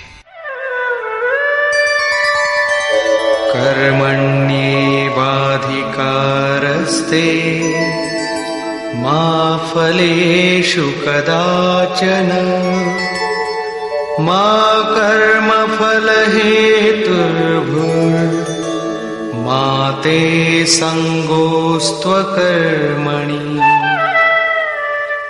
कर्म करने में ही तेरा अधिकार हो, फल में कभी नहीं। ऐसा समझ के फल है ही नहीं। फल की वासना वाला भी मत हो और कर्म करने में तेरी अश्रद्धा भी ना हो। अब तक योगेश्वर श्री कृष्ण ने 39वें श्लोक में पहली बार कर्म का नाम लिया, किंतु यह नहीं बताया कि वो कर्म है क्या और उसे करें कैसे। उस कर्म की विशेषताओं पर प्रकाश डाला कि अर्जुन, इस कर्म द्वारा तू कर्मों के बंधन से अच्छी प्रकार छूट जाएगा। अर्जुन, इसमें आरंभ का अर्थात बीज का नाश नहीं है। आरंभ कर दे तो प्रकृति के पास कोई उपाय नहीं कि उसे नष्ट कर दे। अर्जुन, इसमें सीमित फल रूपी दोष भी नहीं है कि स्वर्ग रिद्धियों सिद्धियों में फंसाकर खड़ा कर दे। अर्जुन, इस कर्म का थोड़ा भी साधन जन्म मरण के भय से उद्धार कराने वाला होता है। किंतु अभी तक उन्होंने यह नहीं बताया कि वो कर्म है क्या, किया कैसे जाए। इसी अध्याय के 41वें श्लोक में उन्होंने बताया, अर्जुन, इसमें निश्चयात्मक बुद्धि एक ही है, क्रिया एक ही है। तो क्या बहुत सी क्रिया वाले भजन नहीं करते? श्री कृष्ण कहते हैं, वे कर्म नहीं करते। इसका कारण बताते हुए कहते हैं कि अविवेकियों की बुद्धि अनंत शाखा वाली होती है, इसलिए वे अनंत क्रियाओं का विस्तार कर लेते हैं। वे दिखावटी शोभा युक्त वाणी में इन क्रियाओं को व्यक्त भी करते हैं। उनकी वाणी की छाप जिनके चित्त पर पड़ जाती है, उनकी भी बुद्धि नष्ट हो जाती है। अतः निश्चयात्मक क्रिया एक ही है, लेकिन यह नहीं बताया कि वो क्रिया कौन सी है। 47वें श्लोक में उन्होंने कहा, अर्जुन, कर्म करने में ही तेरा अधिकार है, फल में कभी नहीं। फल की वासना वाला भी मत हो और कर्म करने में तेरी अश्रद्धा ना हो। अर्थात निरंतर करने के लिए उसी में लीन होकर करें। किंतु यह नहीं बताया कि वो कर्म है क्या। प्रायः इस श्लोक का उद्धरण देकर लोग कहते हैं कि कुछ भी करो, केवल फल की कामना मत करो, हो गया निष्काम कर्म योग। किंतु अभी तक श्री कृष्ण ने बताया ही नहीं कि कर्म है कौन सा जिसे करें। यहां पर केवल कर्म की विशेषताओं पर प्रकाश डाला कि कर्म देता क्या है और कर्म को करते समय बरती जाने वाली सावधानियां क्या हैं, उन पर प्रकाश डाला। प्रश्न ज्यों का त्यों बना हुआ है, जिसे योगेश्वर आगे अध्याय 3-4 में स्पष्ट करेंगे। पुनः इसी पर बल देते हैं। योगस्थः कुरु कर्माणि संगं त्यक्त्वा धनंजय सिद्ध्य सिद्ध्योः समो भूत्वा समत्वं योग उच्यते। धनंजय, आसक्ति और संग दोष को त्याग कर सिद्धि और असिद्धि में समान भाव रखकर योग में स्थित होकर कर्म कर। कौन सा कर्म? निष्काम कर्म कर। समत्वम योग उच्यते। ये समत्व भाव ही योग कहलाता है। विषमता जिसमें ना हो ऐसा भाव समत्व कहलाता है। रिद्धियां सिद्धियां विषम बनाती हैं, आसक्ति हमें विषम बनाती है, फल की इच्छा विषमता पैदा करती है। इसीलिए फल की वासना न हो, फिर भी कर्म करने में अश्रद्धा ना हो। देखी सुनी सभी वस्तुओं में आसक्ति का त्याग करके प्राप्ति और अप्राप्ति के विषय में न सोचकर केवल योग में स्थित रहते हुए कर्म कर। योग से चित्त चलायमान ना हो। योग एक पराकाष्ठा की स्थिति है और एक प्रारंभ की स्थिति भी होती है। प्रारंभ में भी हमारी दृष्टि लक्ष्य पर ही रहनी चाहिए। अतः योग पर दृष्टि रखते हुए कर्म का आचरण करना चाहिए। समत्व भाव अर्थात सिद्धि और असिद्धि में समभाव ही योग कहलाता है। जिसको सिद्धि और असिद्धि विचलित नहीं कर पाती, विषमता जिसमें पैदा नहीं होती, ऐसा भाव होने के कारण यह समत्व योग कहलाता है। यह इष्ट से समत्व दिलाता है, इसीलिए इसे समत्व योग कहते हैं। कामनाओं का सर्वथा त्याग है, इसलिए इसे निष्काम कर्म योग कहते हैं।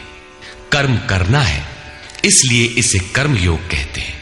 परमात्मा से मेल कराता है, इसलिए इसका नाम योग अर्थात मेल है।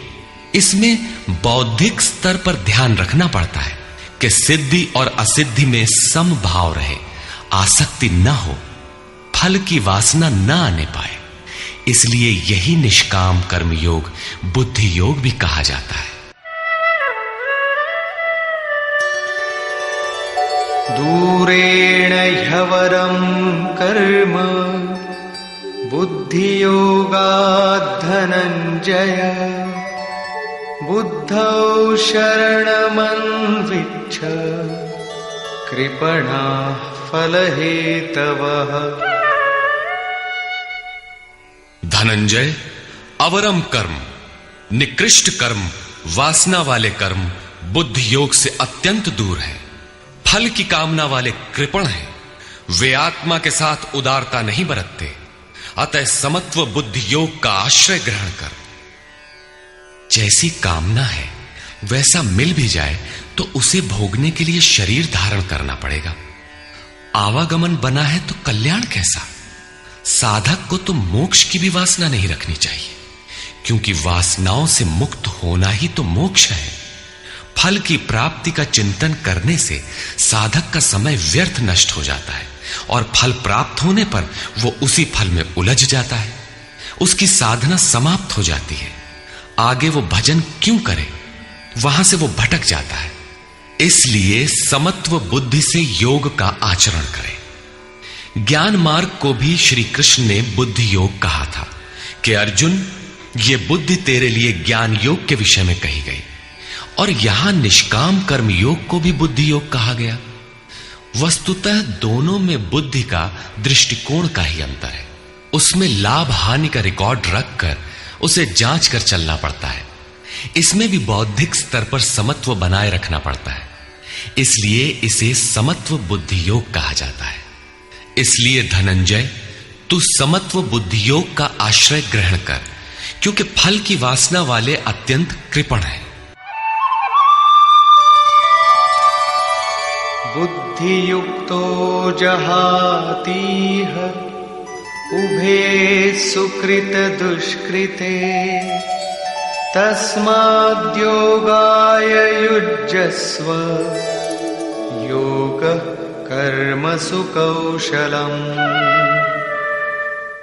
समत्व बुद्धि युक्त पुरुष पुण्य पाप दोनों को ही इसी लोक में त्याग देता है, उनसे लिपायमान नहीं होता। इसलिए समत्व बुद्धि योग के लिए चेष्टा कर। योगः कर्मसु कौशलम। समत्व बुद्धि के साथ कर्मों का आचरण कौशल ही योग है। संसार में कर्म करने के दो दृष्टिकोण प्रचलित हैं। लोग कर्म करते हैं तो उसका फल भी अवश्य चाहते हैं, या फल न मिले तो कर्म करना ही नहीं चाहते। किंतु योगेश्वर श्री कृष्ण इन कर्मों को बंधनकारी बताते हुए आराधना को एकमात्र कर्म मानते हैं। इस अध्याय में उन्होंने कर्म का नाम मात्र लिया।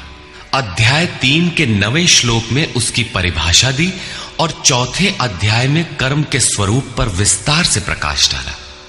प्रस्तुत श्लोक में श्री कृष्ण ने सांसारिक परंपरा से हटकर कर्म करने की कला बताई कि कर्म तो करो, श्रद्धा पूर्वक करो, किंतु फल के अधिकार को स्वेच्छा से छोड़ दो। फल जाएगा कहां? यही कर्मों के करने का कौशल है। निष्काम साधक की समग्र शक्ति इस प्रकार कर्म में लगी रहती है।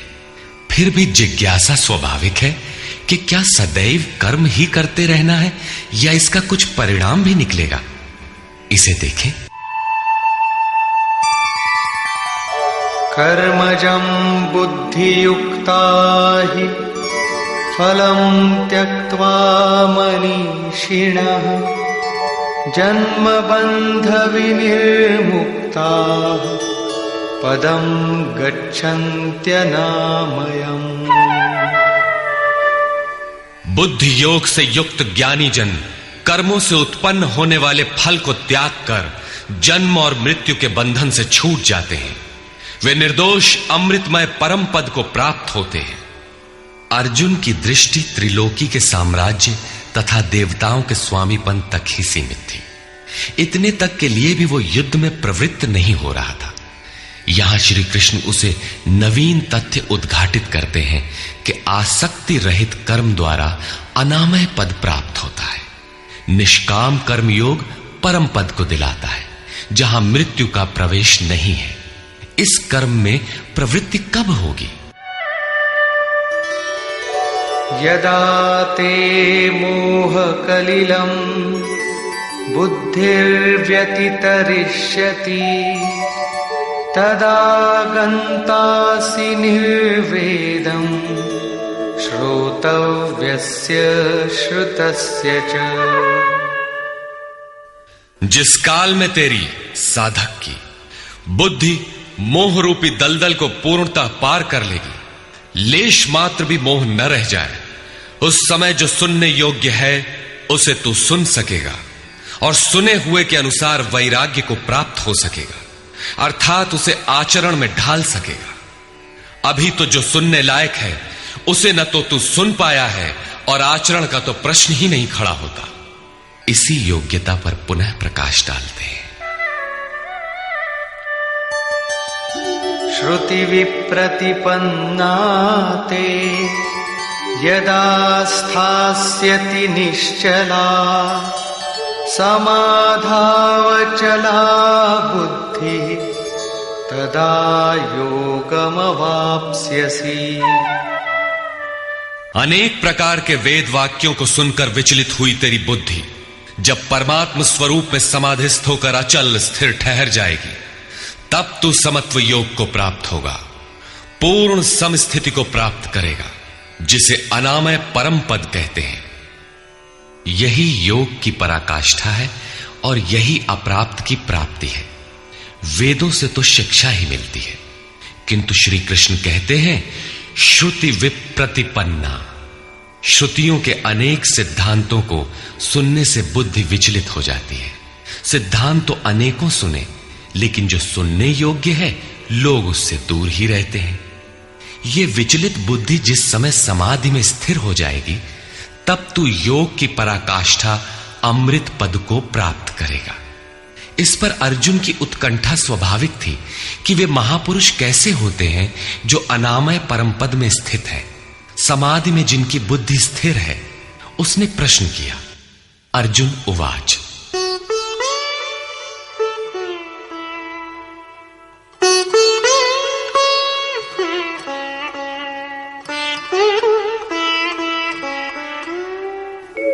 स्थितप्रज्ञस्य का भाषा समाधिस्थस्य केशव स्थितधिः किं प्रभाषेत किमासीत व्रजेत किम्।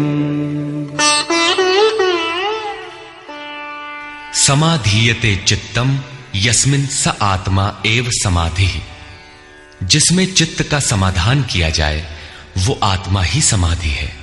अनादि तत्व में जो समत्व प्राप्त कर ले उसे समाधिस्थ कहते हैं। अर्जुन ने पूछा, केशव, समाधिस्थ स्थिर बुद्धि वाले महापुरुष के क्या लक्षण हैं?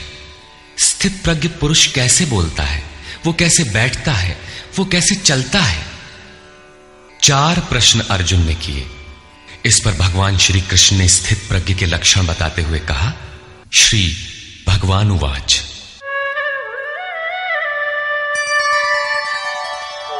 प्रजहाति यदा कामान् सर्वान् पार्थमनोगतान् आत्मन्येवात्मना तुष्टः स्थितप्रज्ञस्तदुच्यते। पार्थ, जब मनुष्य मन में स्थित संपूर्ण कामनाओं को त्याग देता है तब वो आत्मा से ही आत्मा में संतुष्ट हुआ स्थिर बुद्धि वाला कहा जाता है। कामनाओं के त्याग पर ही आत्मा का दिग्दर्शन होता है। ऐसा आत्माराम आत्मतृप्त महापुरुष ही स्थित प्रज्ञ है। दुःखेष्वनुद्विग्नमनाः सुखेषु विगतस्पृहः वीतरागभयक्रोधः स्थितधीर्मुनिरुच्यते। दैहिक, दैविक तथा भौतिक दुखों में जिसका मन उद्विग्न नहीं होता, सुखों की प्राप्ति में जिसकी स्पृहा दूर हो गई है तथा जिसके राग, भय और क्रोध नष्ट हो गए हैं, मननशीलता की चरम सीमा पर पहुंचा हुआ मुनि स्थित प्रज्ञ कहा जाता है। उसके अन्य लक्षण बताते हैं, यः सर्वत्रानभिस्नेहः तत्तत्प्राप्य शुभाशुभम् नाभिनन्दति न द्वेष्टि तस्य प्रज्ञा प्रतिष्ठिता।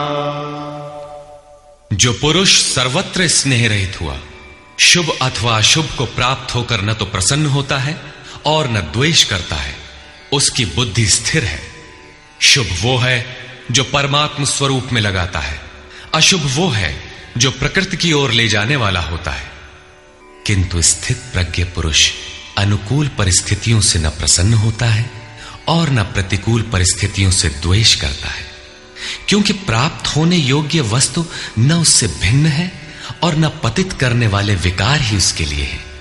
अर्थात अब साधन से उसका अपना कोई प्रयोजन नहीं रहा। ऐसा व्यक्ति स्थित प्रज्ञ कहा जाता है। यदा संहरते चायं कूर्मोऽङ्गानीव सर्वशः इन्द्रियाणीन्द्रियार्थेभ्यः तस्य प्रज्ञा प्रतिष्ठिता। जिस प्रकार कछुआ अपने अंगों को समेट लेता है, ठीक वैसे ही ये पुरुष जब सब ओर से अपने अंगों को समेट लेता है तब उसकी बुद्धि स्थिर होती है। खतरे को देखते ही कछुआ जिस प्रकार अपने सिर और पैर समेट लेता है, ठीक इसी प्रकार जो पुरुष विषयों में विचरती हुई इंद्रियों को सब ओर से समेटकर हृदय देश में निरोध कर लेता है, उस काल में उस पुरुष की बुद्धि स्थिर होती है। किंतु ये तो एक दृष्टांत मात्र है। खतरे का एहसास मिटते ही कछुआ तो अपने अंगों को पुनः फैला देता है। क्या इसी प्रकार स्थित प्रज्ञ महापुरुष भी विषयों में रस लेने लगता है? इस पर कहते हैं, विषया विनिवर्तन्ते निराहारस्य देहिनः रसवर्जं रसोऽप्यस्य परं दृष्ट्वा निवर्तते। इंद्रियों द्वारा विषयों को न ग्रहण करने वाले पुरुषों के विषय तो निवृत्त हो जाते हैं, क्योंकि वे ग्रहण ही नहीं करते, किंतु उनका राग नहीं निवृत्त होता, आसक्ति लगी रहती है। संपूर्ण इंद्रियों को विषयों से समेटने वाले निष्काम कर्मी का राग भी परम दृष्टवा, परम तत्व परमात्मा का साक्षात्कार करके निवृत्त हो जाता है। महापुरुष कछुए की तरह अपनी इंद्रियों को विषयों में नहीं फैलाता। एक बार जब इंद्रियां सिमट गईं तो संस्कार ही मिट जाते हैं, पुनः वे नहीं निकलते। निष्काम कर्मयोग के आचरण द्वारा परमात्मा के प्रत्यक्ष दर्शन के साथ उस पुरुष का विषयों से राग भी निवृत्त हो जाता है। प्रायः चिंतन पथ में हठ करते हैं। हठ से इंद्रियों को रोककर वे विषय से तो निवृत्त हो जाते हैं, किंतु मन में उनका चिंतन राग लगा रहता है। ये आसक्ति परम दृष्टवा परमात्मा का साक्षात्कार करने के बाद ही निवृत्त होती है, इसके पूर्व नहीं।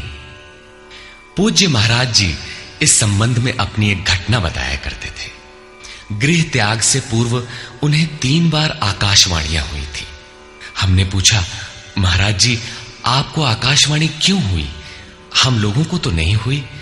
तब इस पर महाराज जी कहे, हो ई शंका मोहू के बही रही, अर्थात ये संदेह मुझे भी हुआ था। तब अनुभव में आया कि मैं 7 जन्म से लगातार साधु हूं। 4 जन्म तो केवल साधुओं सा वेश बनाए, तिलक लगाए, कहीं विभूति पोते, कहीं कमंडलू लिए विचरण कर रहा हूं। योग क्रिया की जानकारी नहीं थी, लेकिन पिछले 3 जन्म से बढ़िया साधु हूं, जैसा होना चाहिए। मुझ में योग क्रिया जागृत थी। पिछले जन्म में पार लग चला था, निवृत्ति हो चली थी, किंतु 2 इच्छाएं रह गई थी, एक तो स्त्री और दूसरी गांजा। अंतर मन में इच्छाएं थीं, किंतु बाहर से हमने शरीर को दृढ़ रखा। मन में वासना लगी थी, इसलिए जन्म लेना पड़ा। जन्म लेते ही भगवान ने थोड़े ही समय में सब दिखा सुनाकर निवृत्ति दिला दी। 2-3 चटकना दिया और साधु बना दिया। ठीक यही बात श्री कृष्ण कहते हैं कि इंद्रियों द्वारा विषयों को न ग्रहण करने वाले पुरुष के भी विषय तो निवृत्त हो जाते हैं, किंतु साधना द्वारा परम पुरुष परमात्मा का साक्षात्कार कर लेने पर वो विषयों के राग से भी निवृत्त हो जाता है। अतः जब तक साक्षात्कार न हो कर्म करना है। इंद्रियों को विषयों से समेटना कठिन है। इस पर प्रकाश डालते हैं, यततो ह्यपि कौन्तेय पुरुषस्य विपश्चितः इंद्रियाणि प्रमाथीनि हरन्ति प्रसभं मनः।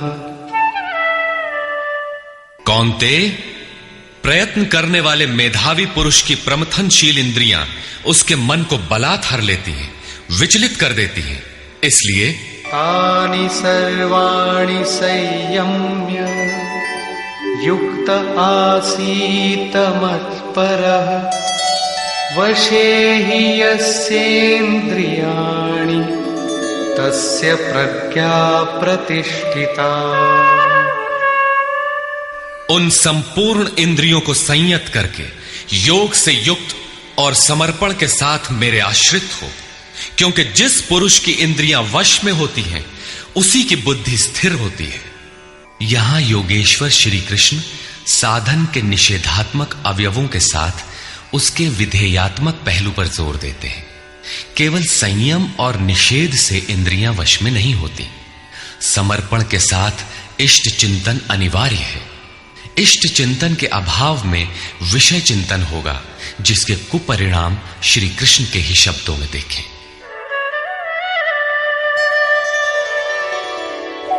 ध्यायतो विषयान् पुंसः संगस्तेषूपजायते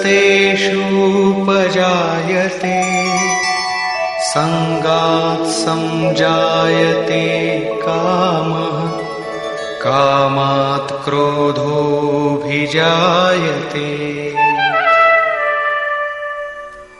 विषयों का चिंतन करने वाले पुरुष की उन विषयों में आसक्ति हो जाती है। आसक्ति से कामना उत्पन्न होती है। कामना पूर्ति में व्यवधान आने से क्रोध उत्पन्न होता है। क्रोध किसे जन्म देता है? क्रोधाद् भवति सम्मोहः, सम्मोहात् स्मृति विभ्रमः, स्मृतिभ्रंशात् बुद्धिनाशो, बुद्धिनाशात् प्रणश्यति। क्रोध से विशेष मूढ़ता अर्थात अविवेक उत्पन्न होता है। नित्य अनित्य वस्तु का विचार नहीं रह जाता। अविवेक से स्मरण शक्ति भ्रमित हो जाती है, जैसा अर्जुन को हुआ था। भ्रमतीव च मे मनः। गीता के समापन पर उसने कहा, नष्टो मोह स्मृतिर्लब्धा। क्या करें क्या न करें इसका निर्णय नहीं हो पाता। स्मृति भ्रमित होने से योग परायण बुद्धि नष्ट हो जाती है और बुद्धि नाश होने से ये पुरुष अपने श्रेय साधन से च्युत हो जाता है। यहां श्री कृष्ण ने बल दिया है कि विषयों का चिंतन नहीं करना चाहिए। साधक को नाम रूप लीला और धाम में ही कहीं लगे रहना चाहिए। भजन में ढील देने पर मन विषयों में जाएगा। विषयों के चिंतन से आसक्ति हो जाती है। आसक्ति से उस विषय की कामना साधक के अंतर मन में होने लगती है। कामना की पूर्ति में व्यवधान होने पर क्रोध, क्रोध से अविवेक, अविवेक से स्मृति भ्रम और स्मृति भ्रम से बुद्धि नष्ट हो जाती है। निष्काम कर्म योग को बुद्धि योग कहा जाता है, क्योंकि बुद्धि स्तर पर इसमें विचार रखना चाहिए कि कामनाएं न आने पाए। फल है ही नहीं। कामना आने से यह बुद्धि योग नष्ट हो जाता है। साधन करिय विचारहीन, मन शुद्ध होए नहीं तैसे। विचार आवश्यक है। विचार शून्य पुरुष श्रेय साधन से नीचे गिर जाता है। साधन क्रम टूट जाता है, सर्वथा नष्ट नहीं होता। भोग के पश्चात साधन वहीं से पुनः आरंभ होता है जहां अवरुद्ध हुआ था। ये तो विषयाभिमुख साधक की गति है। स्वाधीन अंतःकरण वाला साधक किस गति को प्राप्त होता है? इस पर श्री कृष्ण कहते हैं, रागद्वेष वियुक्तैस्तु विषयानिन्द्रियैश्चरन् आत्मवश्यैर्विधेयात्मा प्रसादमधिगच्छति। आत्मा की विधि को प्राप्त प्रत्यक्षदर्शी महापुरुष राग द्वेष से रहित, वश में की हुई अपनी इंद्रियों द्वारा विषयान चरण, विषयों में विचरता हुआ भी प्रसाद मधिगच्छति, अंतःकरण की निर्मलता को प्राप्त होता है। वो अपनी भाव दृष्टि में रहता है। महापुरुष के लिए विधि निषेध नहीं रह जाते। उसके लिए कहीं अशुभ नहीं रहता जिससे वो बचाव करे, तथा उसके लिए कोई शुभ शेष नहीं रह जाता जिसकी वो कामना करे।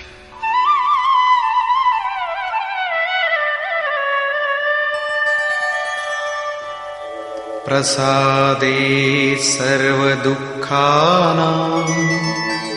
हानिरस्योपजायते प्रसन्नचेतसो याशु बुद्धिः पर्यवतिष्ठते।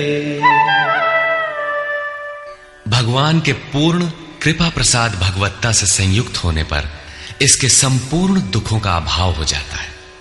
दुखालयम अशाश्वतम, संसार का अभाव हो जाता है और उस प्रसन्न चित्त वाले पुरुष की बुद्धि शीघ्र ही अच्छी प्रकार स्थिर हो जाती है। किंतु जो योग युक्त नहीं है उनकी दशा पर प्रकाश डालते हैं। नास्ति बुद्धिरयुक्तस्य न चायुक्तस्य भावना न चाभावयतः शान्तिः अशान्तस्य कुतः सुखम्। योग साधन रहित पुरुष के अंतःकरण में निष्काम कर्मयुक्त बुद्धि नहीं होती। उस अयुक्त के अंतःकरण में भाव भी नहीं होता। भावना रहित पुरुष को शांति कहां और अशांत पुरुष को सुख कहां। योग क्रिया करने से कुछ दिखाई पड़ने पर ही भाव बनता है। जाने बिनु ना होई प्रतीति, भावना बिना शांति नहीं मिलती और शांति रहित पुरुष को सुख अर्थात शाश्वत सनातन की प्राप्ति नहीं होती। इंद्रियाणां हि चरतां यन्मनोनुविधीयते तदस्य हरति प्रज्ञां वायुर्नावमिवाम्भसि।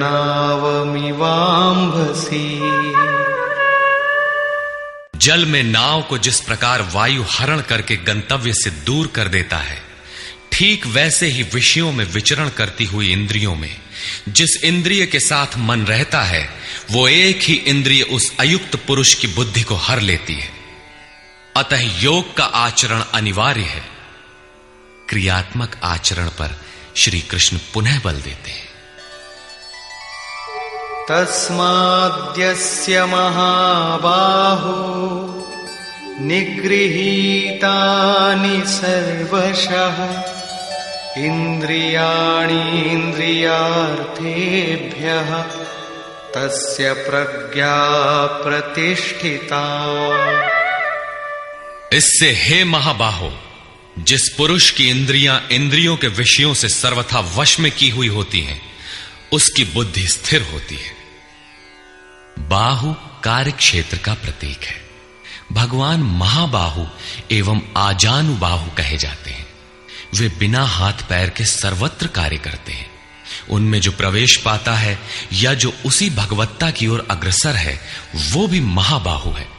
श्री कृष्ण और अर्जुन दोनों को महाबाहु कहा गया है। या निशा सर्वभूतानां तस्यां जागर्ति संयमी यस्यां जागृति भूतानि सा निशा पश्यतो मुनि। संपूर्ण भूत प्राणियों के लिए वो परमात्मा रात्रि के तुल्य है, क्योंकि दिखाई नहीं देता, न विचार ही काम करता है, इसलिए रात्रि सदृश है। उस रात्रि में परमात्मा में संयमी पुरुष भली प्रकार देखता है, चलता है, जागता है, क्योंकि वहां उसकी पकड़ है। योगी इंद्रियों के संयम द्वारा उसमें प्रवेश पा जाता है। जिन नाशवान सांसारिक सुख भोग के लिए संपूर्ण प्राणी रात दिन परिश्रम करते हैं, योगी के लिए वही निशा है। रमा विलासु राम अनुरागी तजत बमन जिमि जन बड़ भागी। जो योगी परमार्थ पथ में निरंतर सजग और भौतिक ऐषणाओं से सर्वथा निष्प्रिय होता है, वही उस इष्ट में प्रवेश पाता है। वो रहता तो संसार में ही है, किंतु संसार का उस पर प्रभाव नहीं पड़ता। महापुरुष की इस रहनी का चित्रण देखें।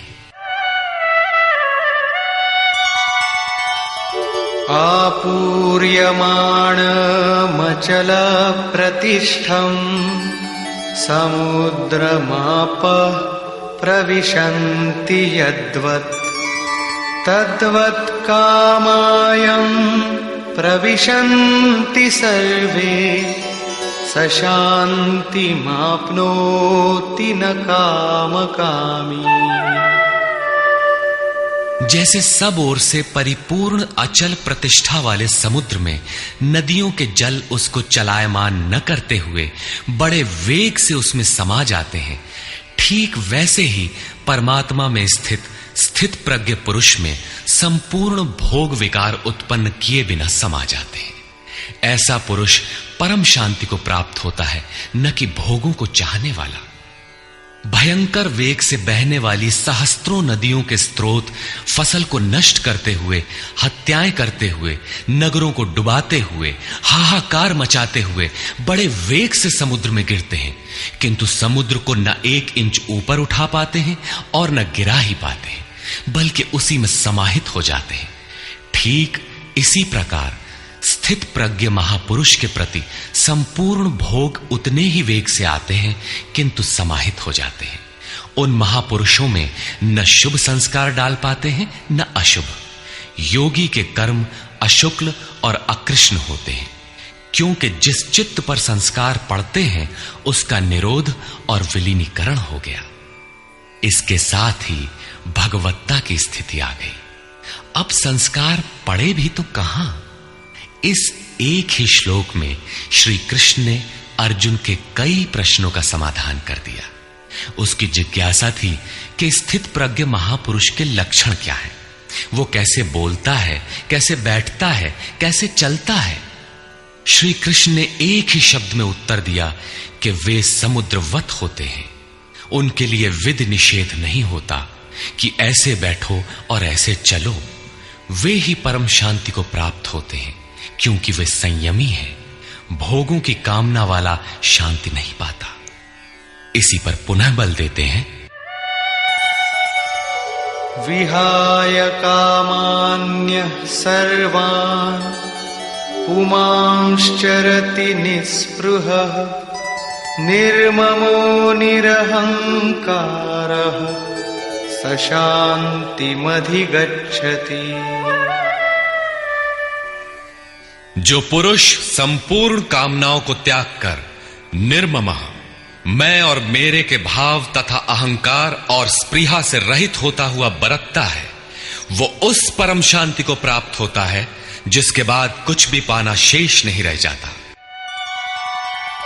एषा ब्राह्मी स्थितिः पार्थ नैनां प्राप्य विमुह्यति स्थित्वा स्यामन्तकालेऽपि ब्रह्मनिर्वाणमृच्छति।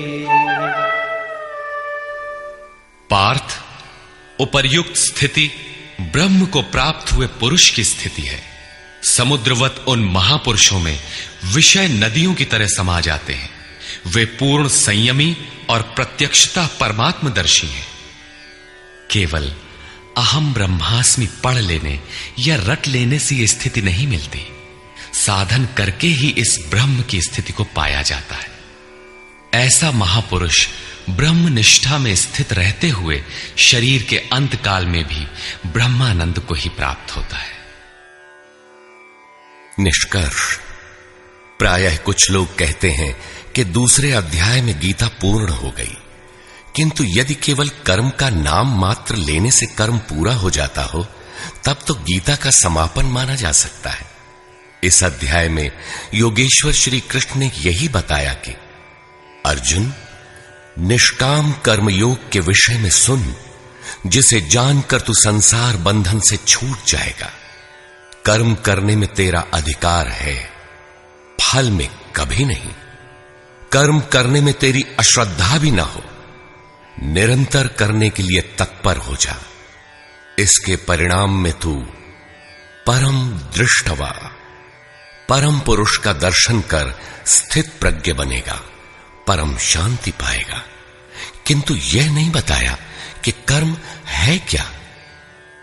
यह सांख्य योग नामक अध्याय नहीं है। यह नाम शास्त्रकार का नहीं अपितु टीकाकारों की देन है। वे अपनी बुद्धि के अनुसार ही ग्रहण करते हैं, तो आश्चर्य क्या है। इस अध्याय में कर्म की गरिमा, उसे करने में बरती जाने वाली सावधानी और स्थित प्रज्ञ के लक्षण बताकर श्री कृष्ण ने अर्जुन के मन में कर्म के प्रति उत्कंठा जागृत की है। उसे कुछ प्रश्न दिए हैं। आत्मा शाश्वत है, सनातन है, उसे जानकर तत्वदर्शी बनो। उसकी प्राप्ति के दो साधन हैं, ज्ञान योग और निष्काम कर्म योग। अपनी शक्ति को समझकर हानि लाभ का स्वयं निर्णय लेकर कर्म में प्रवृत्त होना ज्ञान मार्ग है, तथा इष्ट पर निर्भर होकर समर्पण के साथ उसी कर्म में प्रवृत्त होना निष्काम कर्म मार्ग या भक्ति मार्ग है। गोस्वामी तुलसीदास ने दोनों का चित्रण इस प्रकार किया है।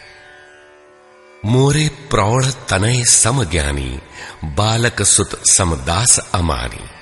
जनहि मोर बल निज बल ताही, दुह कह काम क्रोध रिपु आही। मेरे दो प्रकार के भजने वाले हैं, एक ज्ञान मार्गी, दूसरा भक्ति मार्गी। निष्काम कर्म मार्गी या भक्ति मार्गी शरणागत होकर मेरा आश्रय लेकर चलता है। ज्ञान योगी अपनी शक्ति सामने रखकर अपनी हानि लाभ का विचार कर अपने भरोसे चलता है, जबकि दोनों के शत्रु एक ही हैं। ज्ञान मार्गी को काम क्रोधादि शत्रुओं पर विजय पाना है और निष्काम कर्म योगी को भी इन्हीं से युद्ध करना है। कामनाओं का त्याग दोनों करते हैं और दोनों मार्गों में किया जाने वाला कर्म भी एक ही है। इस कर्म के परिणाम में परम शांति को प्राप्त हो जाओगे। लेकिन यह नहीं बताया कि कर्म है क्या। अब आपके भी समक्ष कर्म एक प्रश्न है। अर्जुन के मन में भी कर्म के प्रति जिज्ञासा हुई। तीसरे अध्याय के आरंभ में ही उसने कर्म विषयक प्रश्न प्रस्तुत किया। अतः ओम तत्सदिति श्रीमद् भगवद गीता सूपनिषत्सु ब्रह्म विद्यायाम योग शास्त्रे श्री कृष्णार्जुन संवादे कर्म जिज्ञासा नाम द्वितीयो अध्यायः। इस प्रकार स्वामी अड़गड़ानंद कृत श्रीमद् भगवद गीता के भाष्य यथार्थ गीता का दूसरा अध्याय पूर्ण होता है।